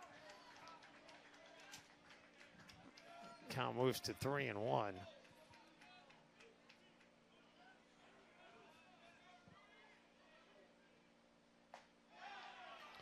And that one does catch the strike zone. 3-2.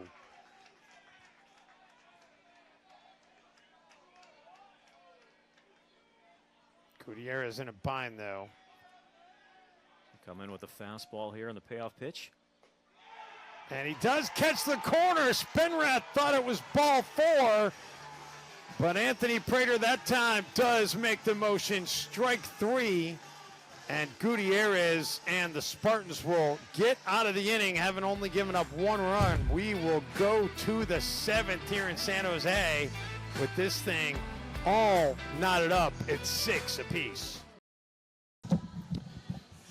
Welcome back to San Jose. This has been a good one. 6-6 as we go to the 7th inning here on the Spartans home field. The sweatshirts have come out now that the sun has left the majority of the field. Closing in on 8 p.m. local time, and Spartans will send Theo Hardy to the plate to lead things off here. Hardy, Bowling, and Orduno, the 3 due up for San Jose State. As Barnhouse remains on the hill for New Mexico.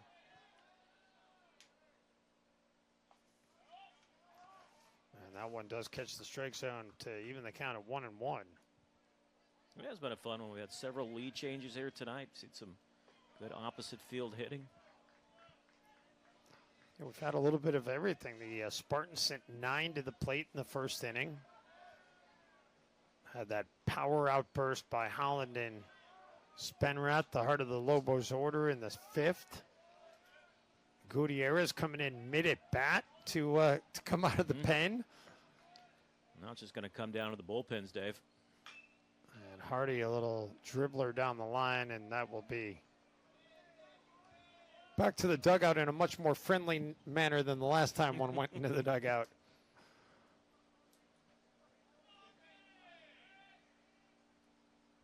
Hardy, solid contact, gets the single to lead things off for the Spartans. Exactly what San Jose State fans wanted to see.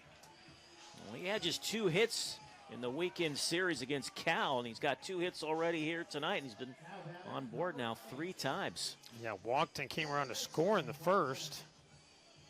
So Dalton Bowling comes to the plate.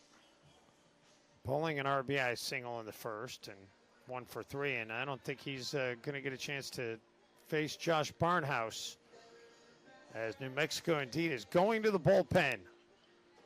Pitching change for the Lobos midway through the bottom of the 6th here in San Jose. Back to Excite Ballpark in just a moment. Well, the Lobos go to the lefty out of the pen, the side armor, Arthur Steinkamp. Steinkamp, a New Mexico native out of Los Alamos, New Mexico. The senior has played all 4 years with the Lobos.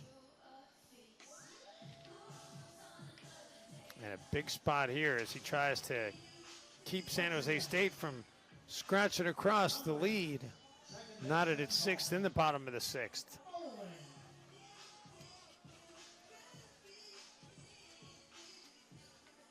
He comes in. He's got a good 1-loss record. He's won 4 of his 5 decisions, making his 22nd appearance, but another very high ERA, 8.03 coming into this one. Gets ahead in the count here, though, against Dalton Bowling. Steinkamp with the low arm slot, every pitch varying degrees of horizontal movement. Lobos view him as an innings eater. They don't really necessarily need him to eat innings here. They need him to just eat this inning. Yeah, I consider more of an old school sidearm pitcher is what we used to call him.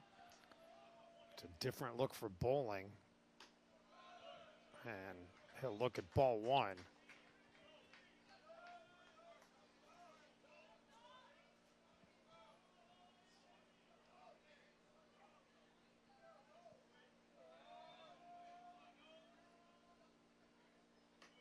And that one is outside, ball 2. Yeah, not only do you have a lefty, but you got a lefty throwing a sidearm. That's going to take you a second to adjust. You see, he's opposite of Gutierrez. He pitches from the first base side of the pitching rubber. And the excuse me throw over there to keep Hardy honest. Just to let you know, I do know you're over there. I don't think you're going anywhere, but just as a reminder, I know you're there. Hardy, one stolen base attempt on the season. He did make it. I don't think we're in a position where we're going to see stolen base attempt number 2. No, I would agree. Full count. Bowling struck out his last time up. Nice job working the count full by Bowling here after falling behind 0-2. Fouls that one back to keep it alive. I think that's a pitch Bowling might want back.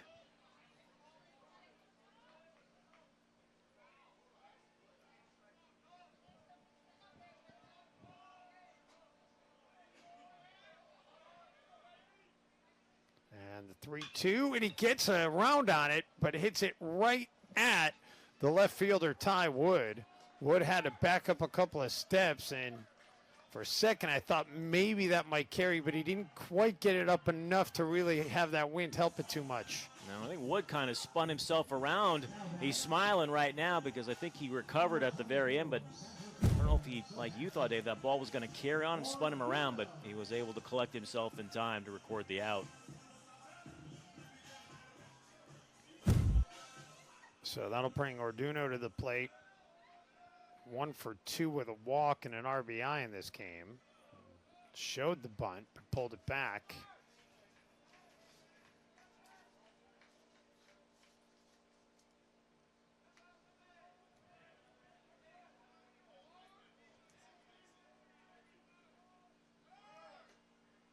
Off and running on the throw, and the throw's in the dirt, and it gets away, but not enough for Theo Hardy to be able to go past second, and I stand corrected. I said I didn't think this would be a time we'd see steal attempt number 2, but how about that? He takes off, and he's 2 for 2. Yeah, Dave, I agree with you. I think he caught New Mexico by complete surprise, especially the catcher, Jake Holland.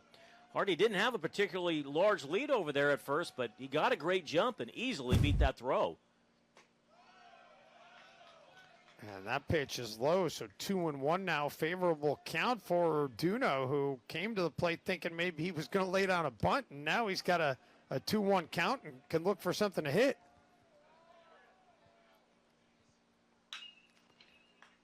And he comes up with something to hit. That one is able to skip past Kincaid. Hardy will score from second, and the Spartans go back in front.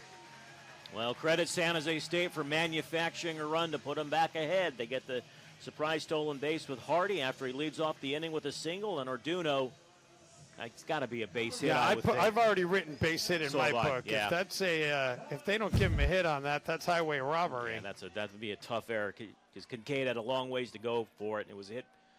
It was a solid hit.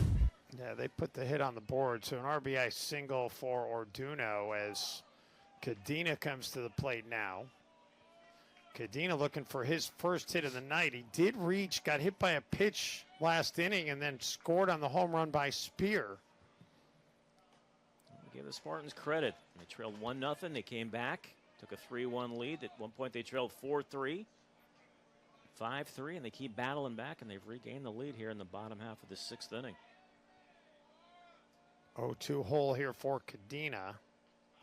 And Cadena back-to-back trips to the plate. He gets hit, and he's going to walk up to first base. That one looks like it hit a little bit, or hurt a little bit more than last inning when he just got grazed. Yeah, I think he's more limping towards first base. Let's hope he's all right. He's going to try to stretch it out down the right field line. That ball just ran in on him, Dave, and got him right on the outside, the lower part of that front leg. That stings. And he's trying to walk it off down there. As Matt Spear will get ready to come to the plate. Spear 2 for 3 tonight. Of course, the big blow was the home run last inning. 2-run shot. Ball just kept carrying. It felt like it was still broad daylight when he hit that home run. It was just last inning. And now sun setting here. The wind's still going out, though. Yeah, this one's almost 2 hours old, and we're only in the bottom half of the 6th inning. You called it when I got to the park. You're like, strap yourself in. Then we're going to be here a while with these two teams. Well, I mean, you look at it, New Mexico comes in with a team ERA of nearly 8, and the Spartans 6.28.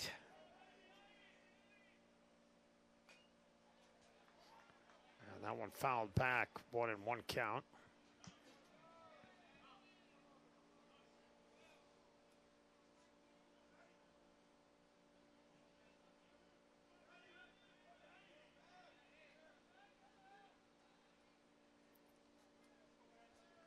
Spear ready to go here. And that one is outside.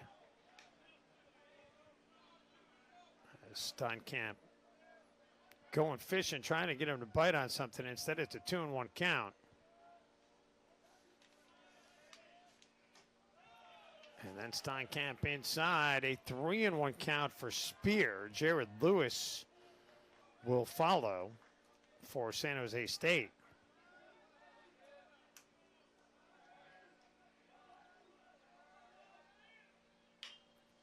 And Spear right down to the first baseman, Spenrath. It will move the runners up, but not what Spear was looking for. And that will leave it up here to Jared Lewis, tripled with the bases empty after the home run by Spear last inning. Spartans, that we've talked about, they've stranded 8 so far. And there's a couple of RBI opportunity right here for Lewis to extend that lead. Give the Spartans a little breathing room. And Lewis looks at ball one. I'm hoping for Lewis here. He's a, I mean, there's not a lot of innings left, but how interesting it would be if he was, get a double, a single, and a home run, and then you've reached base in every possible way. A walk, a hit by pitch, a triple. Dave, we might have to get to 14, 15 innings for that. That's unfortunately not out of the question here with these two teams tonight.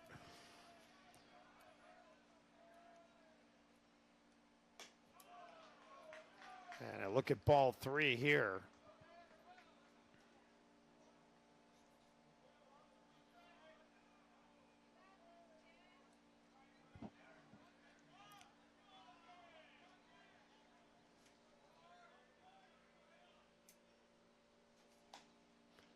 That one does catch the strike down. Did you say the Nevada game was final, or was it in the late innings? No, let me try and give us another update. It was 10-1, I believe, in the 3rd inning.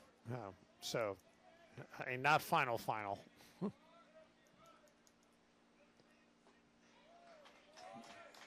Defensive swing there by Lewis, and after being ahead 3-0, he's now down to an even count, or excuse me, a full count. Nevada leading San Diego State 11-2. That one's going to the top of the 6th. And he does draw the walk. So that will load them up for Jackson Forbes. And how about Jackson Forbes? All the guy does is come to the plate with the bases loaded. Bases loaded in the first, bases loaded in the third.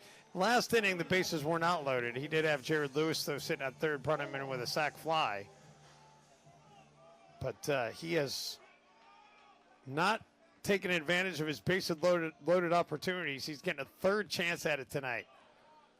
And this one well out of play down the left side. Well, defensively, if you're New Mexico, all the walk does now creates a force at any base for them.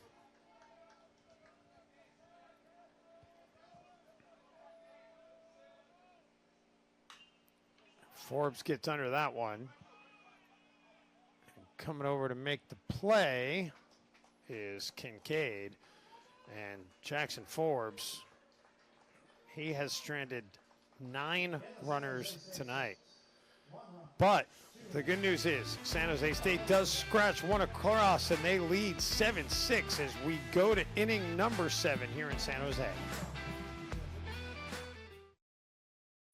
Welcome back to San Jose as we go to the 7th. San Jose State with a 7-6 advantage over New Mexico, trying to inch their way closer to the Mountain West Conference tournament next weekend in San Diego. Need more than likely 2 wins. 3 will get them in. 2 probably gets them in. 1, it's going to be awfully hard. And they got to get the first one here tonight to put themselves in a good position. Jesse Gutierrez comes out for another inning of work. And yeah, Dave, I think it's going to take more than 7 runs to win this one tonight as well. And that one's going to be out of play. Gutierrez, in case you're wondering, Dennis, and you were, his longest inning of work this season, 4 innings against St. Mary's back on March 12th in a 7-1 loss for the Spartans. You know, Brad Sanfilippo would just be ecstatic if he can get 4 innings out of Jesse Gutierrez. Ethan Ott, Ty Wood, and Akili Karis. And the 1-2 is fouled back. And I thought that might get out of play, but maybe the wind kept that in. That's the direction the wind is blowing towards, keeping it into the field and taking advantage of that and coming over to make the play as Dureau. Yeah, that was a nice play. It looked like it was hit off the end of the bat. It was just a kind of a little looper just beyond New Mexico's dugout. And a nice play by the senior over there for the first out of the inning. And a nice pitch, big swing and a miss right there. Ty Wood, 0 for 2 tonight. Walked and scored in the second. That one right back up the box. Coming over to get a glove on it is Bowling, but not much he could do with that. And Wood is aboard with his first hit of the game. Well, it took the big hop off the mound, Dave, and I thought, well, maybe that slowed it up enough for Bowling to have an opportunity to perhaps throw out Wood, but Wood got a good jump out of the box and easily beat the throw, which was offline anyways. Yeah, the momentum was just taken in the wrong direction, so Karis aboard, or to the plate now. Karis 0 for 3 on the night.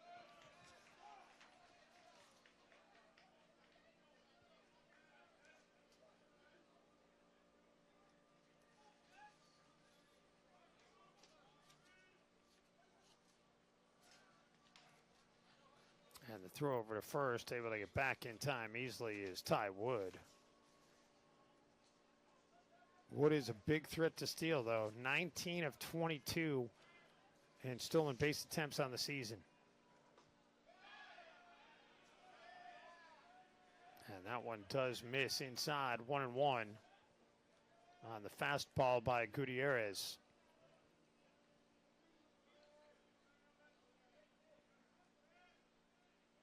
Not a particularly large lead over there at first base. That one right down the center of the plate at 87 miles an hour by Gutierrez to get ahead in the count. Now 1-2. Native of Santa Clara, so guessing he's got friends and family in attendance here tonight. Think. Right next door. Little chopper to short. They try to turn 2, but unable to get Karis, who is hauling up the first base line, but they do get the lead runner on the fielder's choice. Yeah, I don't think that ball was hit hard enough. He reaches for it. Slow roller down to short. Nice play by Hardy, as you mentioned. You get the lead man, and now 2 gone for the number 8 hitter in the lineup. Weisenborn 1 for 2, doubling an RBI in the second, struck out in the fourth, and then 1 for 3, but he did reach. He's reached base twice. Reached on an error to lead things off in the 6th. Came around to score.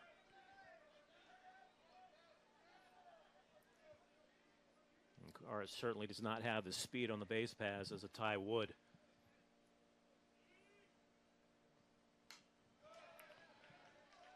That one straight back into the backstop, so count even at 1-1.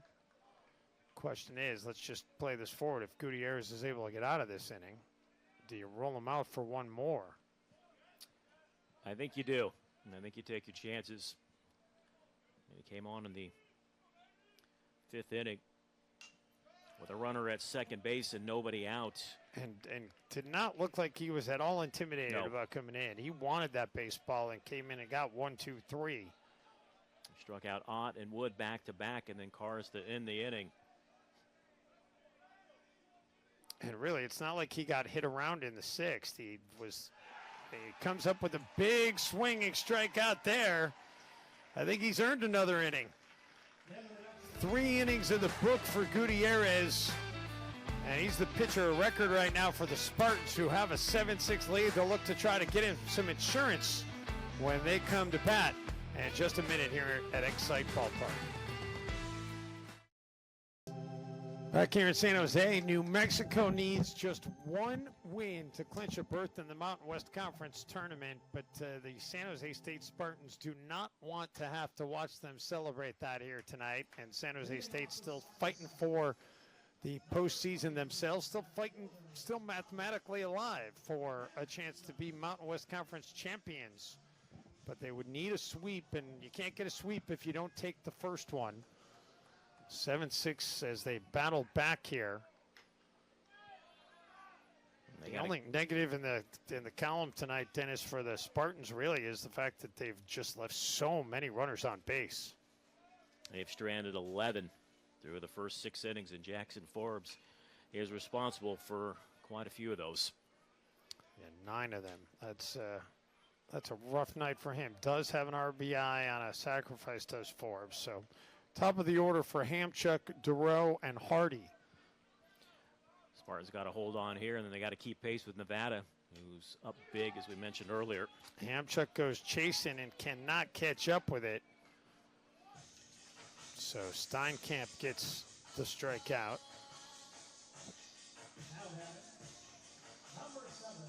It's the first strikeout for Steinkamp tonight. Hunter Dureau. Well, the good news for Hunter is he's not going to ground into a double play.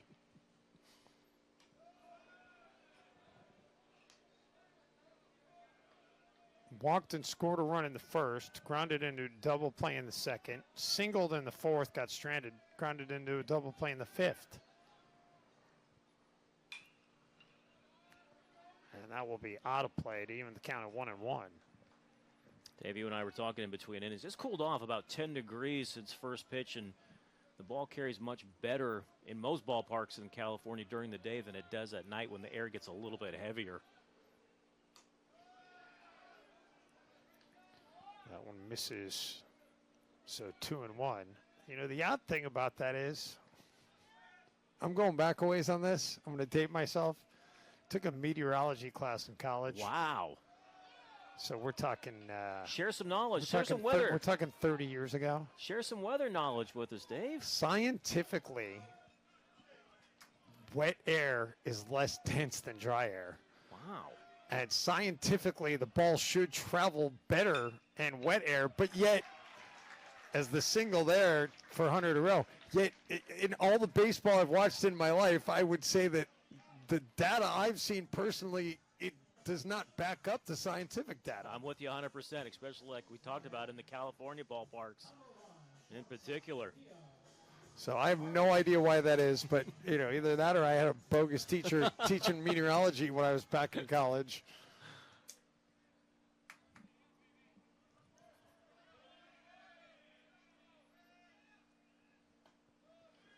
Misses inside. I don't remember that professor's name, but I remember he was adamant about it. It was like he was like it was nailed on a chalkboard for him when he watched baseball and he heard people say that.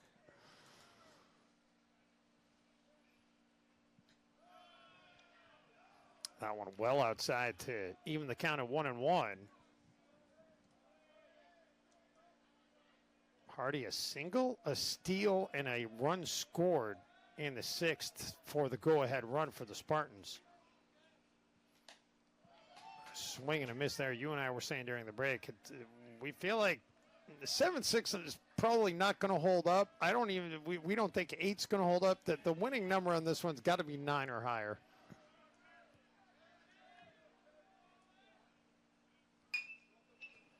That one hit right at Kincaid, 4-6-3.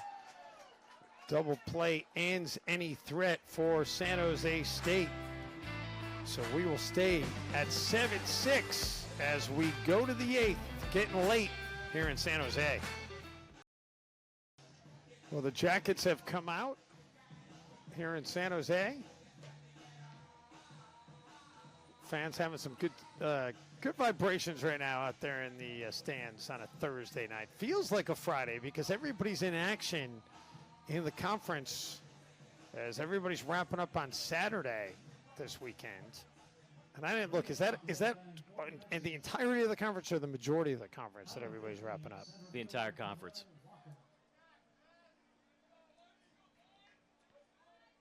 Thanks for doing that homework for me.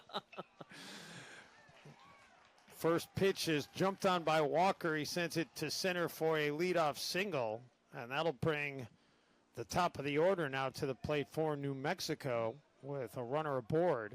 Jesse Gutierrez trying to match his season high of 4 innings if he can get the 3 outs here in this one. And as I mentioned, he is the pitcher of record. Should this lead hold, he would end up with the win. And he's not going to get a chance here, it looks like, to be able to get that 4th inning. As Brad Sanfilippo is making his way out to the mound. But that's not Brad, though. I don't think so. No, my eyes are. I'm looking at it in real life, and I'm like, is that Brad? And now I'm looking at the monitor. I'm like, no, that's not Brad. Jesse is probably going to get to stay in. I think they're probably perhaps discussing how they're going to play this defensively. Kincaid delivered this successful sacrifice bunt in the 6th. Is he going to try to lay one down here? They're going to let him swing away with the tying run down at first base. But as you mentioned, going to the break, it's getting late. We're in the 8th inning here. How will they play this? Here's where the cat and mouse, the strategy comes in.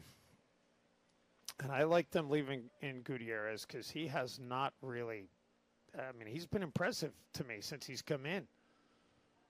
Yeah, I agree. Three innings worth of work, 1 run that's been unearned.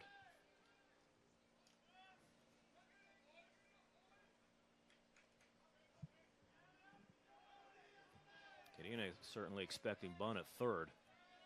Yeah, he's ready to charge in. He's in on the grass. And that pitch is in as well. So 1-0 for Kincaid. Kincaid did lay down the bunt back in the 6th. There's a couple of hits and a strikeout as well in this game.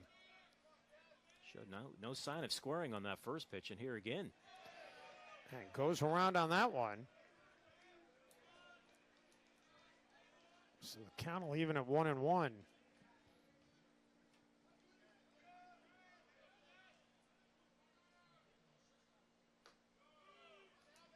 That one misses. Fastball at 87. Gutierrez has been up in the high 80s.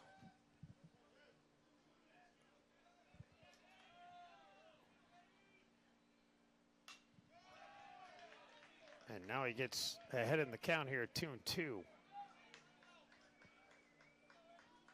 I'm looking a little bit down the line, Dave. Jake Holland is due up 4th this inning. The last thing the Spartans want to do is see him with runners on aboard. Chopper to 3rd. Chance for 2. Throw to second is turned, and they do indeed. I was going to say right before he swung, it'd be a great time to get 2. And that's exactly what the Spartans get. The 5-4-3 double play turned beautifully by Cadena to Bowling to DeRoe. Just what the doctor ordered. In Mexico, they have turned 3, and now it's the Spartans' turn. And now 2 outs. Base is empty for Will Aspie. Gutierrez making a clutch pitch for the Twin Killing. And that's popped up. Gutierrez is calling for his first baseman to catch it. DeRoe obliges. And how about that? Gutierrez gives up the leadoff single and nothing more. And he's matched his season high. 4 innings of work for Gutierrez. The Spartans go to the bottom of the 8th looking for an insurance run to close in on perhaps a very important win here in San Jose. Back to Excite in just a moment. Back here in San Jose, Excite Ballpark. It's been an exciting game thus far. I've had a little bit of everything. Dave Benz, Dennis Ackerman. Been a fun game to call with you, Dennis. It has been enjoyable. Seen some good hitting, some good relief pitching, and some outstanding defense. I know the teams have combined for 3 errors. They've also, the defenses, both teams has combined to turn 4 double plays here this evening. Spartans would love to scratch across some insurance here. Bowling, Orduno, and Cadena, the 3 due up. Bowling falls behind here to Steinkamp, 0-1. Yeah, you're right. You'd like to get that insurance run because then Jake Holland, he leads off the top of the ninth, and then he doesn't represent the tying run any longer if you can get some insurance here. Bowling in an 0-2 hole after that swing and miss.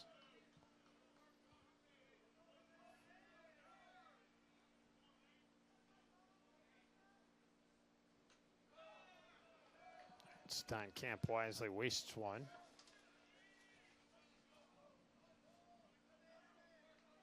Mentioned the Spartans have won 6 of their last 8 in this ballpark. They just haven't played in this ballpark enough. Bowling, that could be trouble, and having to come in and dive for it. And right field is Will Asby. That was hit kind of in that Bermuda Triangle out there where you weren't sure who or if anybody was going to be able to come over and get that one. Yeah, it wasn't hit particularly hard. I don't know if Asby got a good jump on it, but he makes a nice play. Going and sprawling out on the outfield grass for out number 1. So Orduno will come to the plate. Orduno an RBI single in the 6th, and you might recall if you were watching, he first came to the plate in the 6th, tried to laying down a bunt attempt, and then Theo Hardy took off and stole second, his second stolen base attempt of the season, and that changed everything. They were able to scratch Hardy across to take the lead.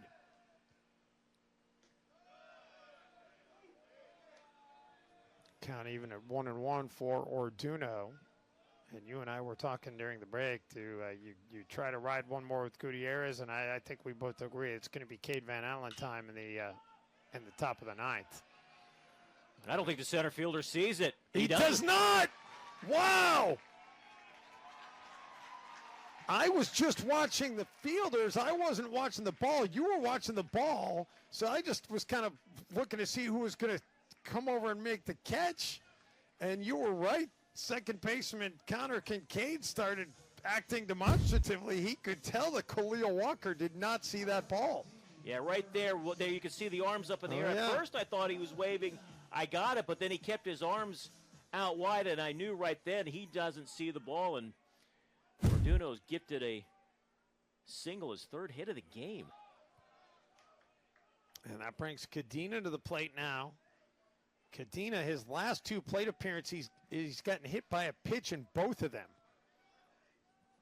Ahead in the count 1-0 with the insurance run in scoring position. Yeah, beg your pardon. I thought Orduno, credit to him running the entire way. He ended up at second with a double. I thought he had stopped at first, so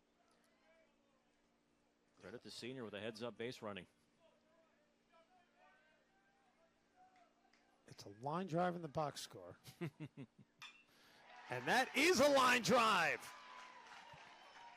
Orduno had to hold up, got a late jump, but it's not going to matter. He's able to come around and score, and Cadena, the insurance RBI, to put the Spartans up 8-6. Yeah, like you said, he had to hold up to see if Asby was going to be able to get to that ball, so he didn't get a particularly good jump from second, but he still scored easily.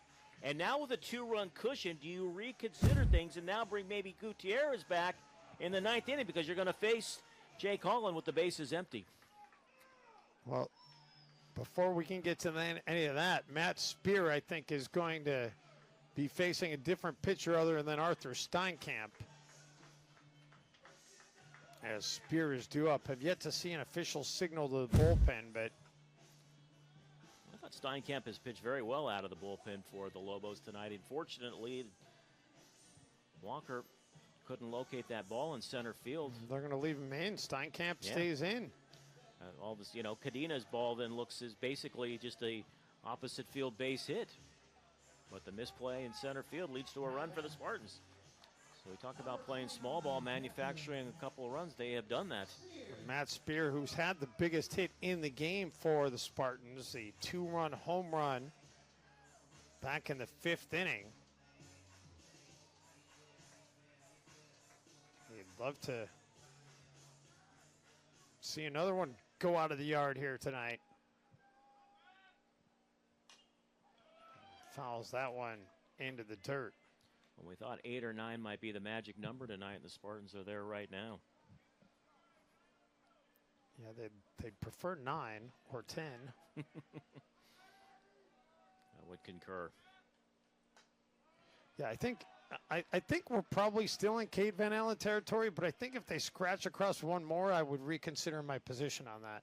Yeah, there is activity down in that Spartan bullpen. From our vantage point, we're unable to tell who's loosening up down there right now. And, you know, if you're San Filippo, you'd probably love to be able to save your arms for the rest of the weekend if you can.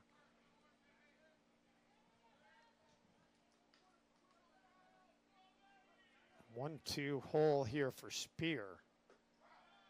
And that one is low, so count will leave it at 2-2. Jake Holland took a long time before throwing that ball back to Steinkamp. He thought it was strike 3.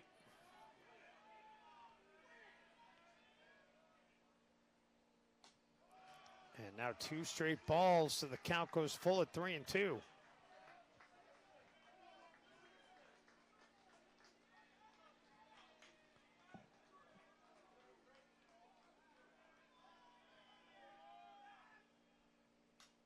And that's fouled back in here. I'm thinking as I'm looking ahead here, you got Jared Lewis due up next.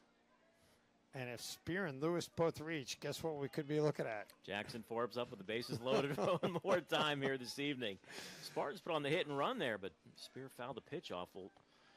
Although if that was to play out, Forbes would come to the plate with the bases loaded and only 1 out. He's not going to come to the plate with the bases loaded, though, because that is the second out, and they only have 1 runner aboard, and Jared Lewis is the only batter in front of him. Does advance the runner. So you get the bonus insurance run in scoring position.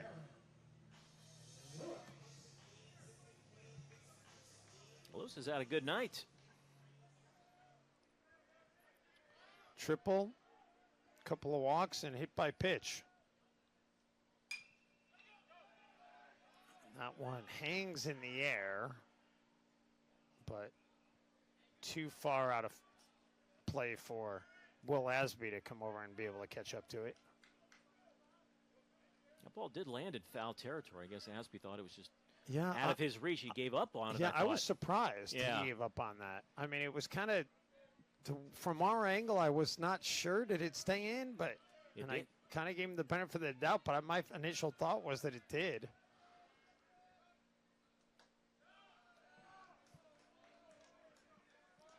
Oh, and 2 after that one catches the strike zone.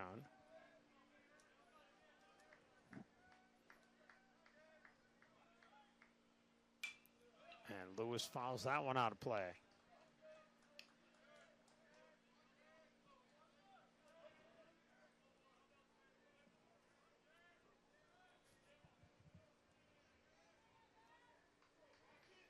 Well, whoever comes out for the ninth for the Spartans, you got the heart of the order. You're going to face Holland, Spenrath, and Ott. And that one does just catch the corner, much to the chagrin of Lewis, who thought that was outside. I think he has a beef, but it doesn't matter. The only opinion that matters is Anthony Prater, and he called it strike. And that will end the inning. But the Spartans do get a big insurance run. And we will go to the ninth with Cade Van Allen coming in from the bullpen, trying to get a save to clinch this series opener for San Jose. Back here in San Jose, the Spartans 3 outs away from getting a very important victory in terms of keeping their postseason hopes alive and keeping New Mexico from being able to celebrate a berth in the Mountain West Conference tournament, at least for a night. And they do indeed go to their closer, Cade Van Allen, coming in to try and wrap this thing up here for the San Jose State Spartans. Van Allen's search of his 4th save of the season, making his 22nd overall appearance this year. He's 2-2 with a 4.55 ERA. But Dave, how about Jesse Gutierrez coming out of the bullpen for the Spartans? 4 innings, 2 hits, 1 run. It was unearned. He walked 2 and struck out 4. In line for his 3rd win of the season if Van Allen can finish it off for him. And as you mentioned, Van Allen, it's not going to be easy. He's got the heart of the order for the Lobos to deal with right off the bat. Jake Holland, Reed Spenrath, and then Ethan Ott.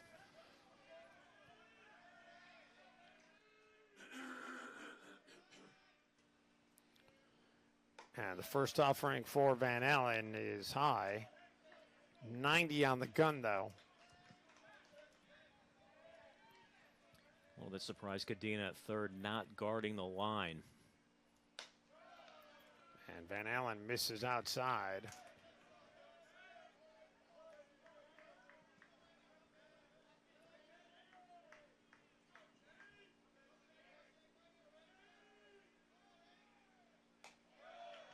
And Van Allen that time does catch the corner. Van Allen did work against New Mexico in one game earlier this season at New Mexico back on the 22nd of March. Count moves to 3-1. Van Allen in that game on the 22nd actually went 3 innings of work, was not in the closer's role at that point. And he gives up a walk to get things started here against Holland. Well, that was the worst case scenario. You give up a leadoff walk, and now you face Spenrath. And Spenrath comes to the plate as the tying run. Number 30, first baseman Reed Spenrath.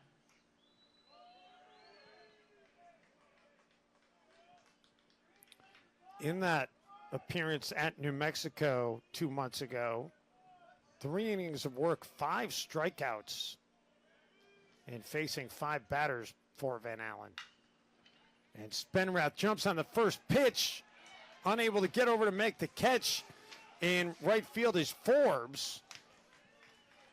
And a good piece of base running by Holland as he will get over to third. They are able to keep Spenrath at first. And Spenrath is the more important of the 2 runners right now as he represents the tying run. Number 47, Spenrath hit that ball so hard, I think it held him to a single because Forbes did not play it very clean out in right field. That allowed Holland to take third on the play. So the double play, at least temporarily, still in play for the Spartans. Yeah, Ethan Ott at the plate. And the Spartans will gladly give up the run if they can get 2. Van Allen able to get in front here on 1. Seems like in the blink of an eye you could breathe if you were a Spartan fan. Now you're holding your breath for dear life. The 0-1, there's a chance for the double play. 4, 6, 3. They give up the run, but they take the 2 outs. How about that? They turn double plays in back-to-back innings. And that'll bring Ty Wood to the plate as the final potential out here. 1 out away for San Jose State from clinching this very important game. And credit Jackson Forbes for holding Spenrath to a single. And we said keeps the double play in order. And now they're down to their final out, trailing by a run. Ethan Ott, 1 for 3 tonight. Walked and scored in the second. Grounded out to second in the third. Struck out swinging in the fifth. And then singled back in the 7th inning.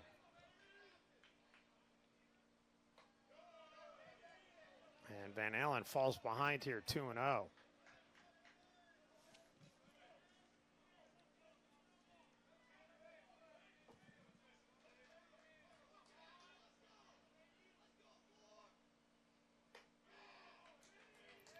Make it 3-0, and that's this is not the scenario you want. You do not want to give up a walk and put the tying run on base. No, you got to believe Wood taking all the way.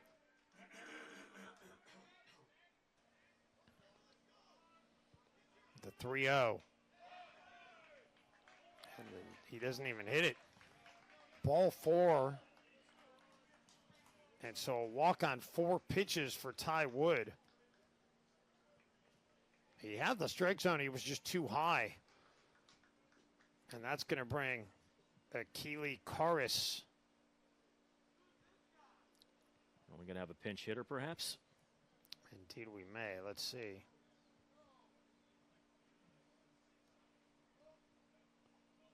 Looks like they're sending 43 to the plate. And that would be Gene Trulio.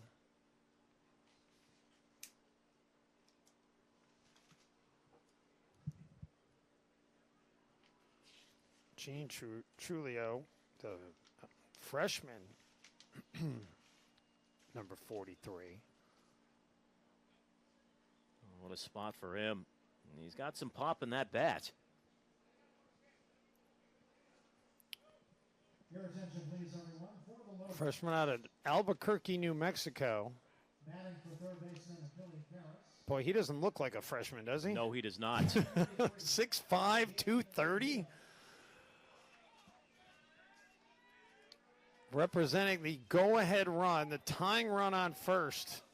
A lot of drama here in San Jose. Cade Van Allen trying to close the door. Keep the Spartans' hopes for a Mountain West Conference championship alive. 4 home runs this season, 326 batting average.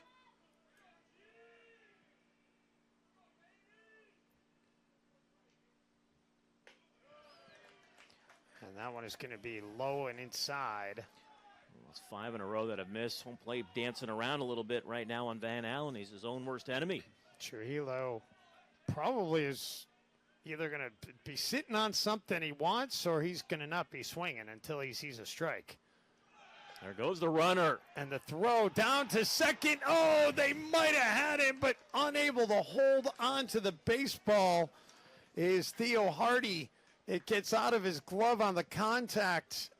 That would have been bang, bang. I'm not sure if they had him, but it was close. Nice throw by Spear. Oh, yeah, if he holds on, he's out. Hardy unable to. Boy. So now the tying run in scoring position in a 2-0 count for Trujillo. How about head coach Todd Brown, New Mexico, showing a lot of cojones, sending the runner who represents the tying run at first base with 2 outs. Trujillo at 2-1 now. Van Allen. And Trujillo bounces it, and it's going to be foul. Count will even at 2-2. Van Allen is a strike away. Boy, you can't get any more dramatic than this, No, can you? you can't. You're Van Allen. You just say, you know what, here's my fastball. Let me see if you can catch up to it.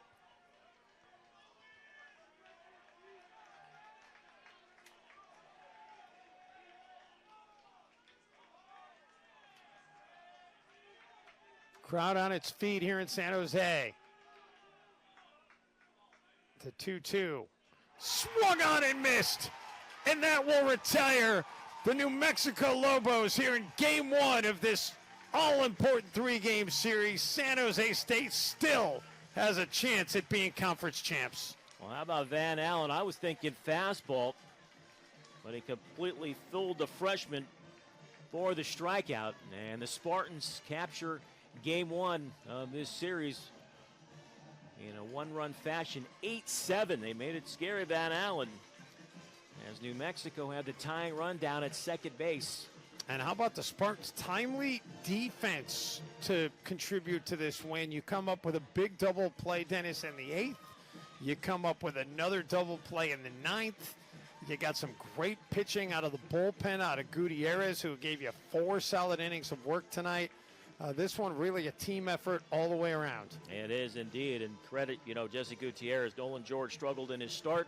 They got some timely hitting, the 2-run homer by Matt Spear. They also actually played a little small ball with Theo Hardy, swiping second base and eventually coming home to score a run. So credit to Spartans with an all-around victory tonight, and they're going to stay even with Nevada and still alive to qualify for the Mountain West Conference. And still alive to qualify for winning the Mountain right. West Conference. So tomorrow here in San Jose, 6:05 first pitch between these two teams in game 2 of this 3-game series. And then the final game will be on Saturday, 12:05 here at Excite Ballpark. But a good night at the office for the San Jose State Spartans, as 8 runs proves to be enough here at Excite. 8-7 the final. San Jose State wins game 1. Thanks for watching Mountain West Conference Baseball here on NBC Sports Bay Area.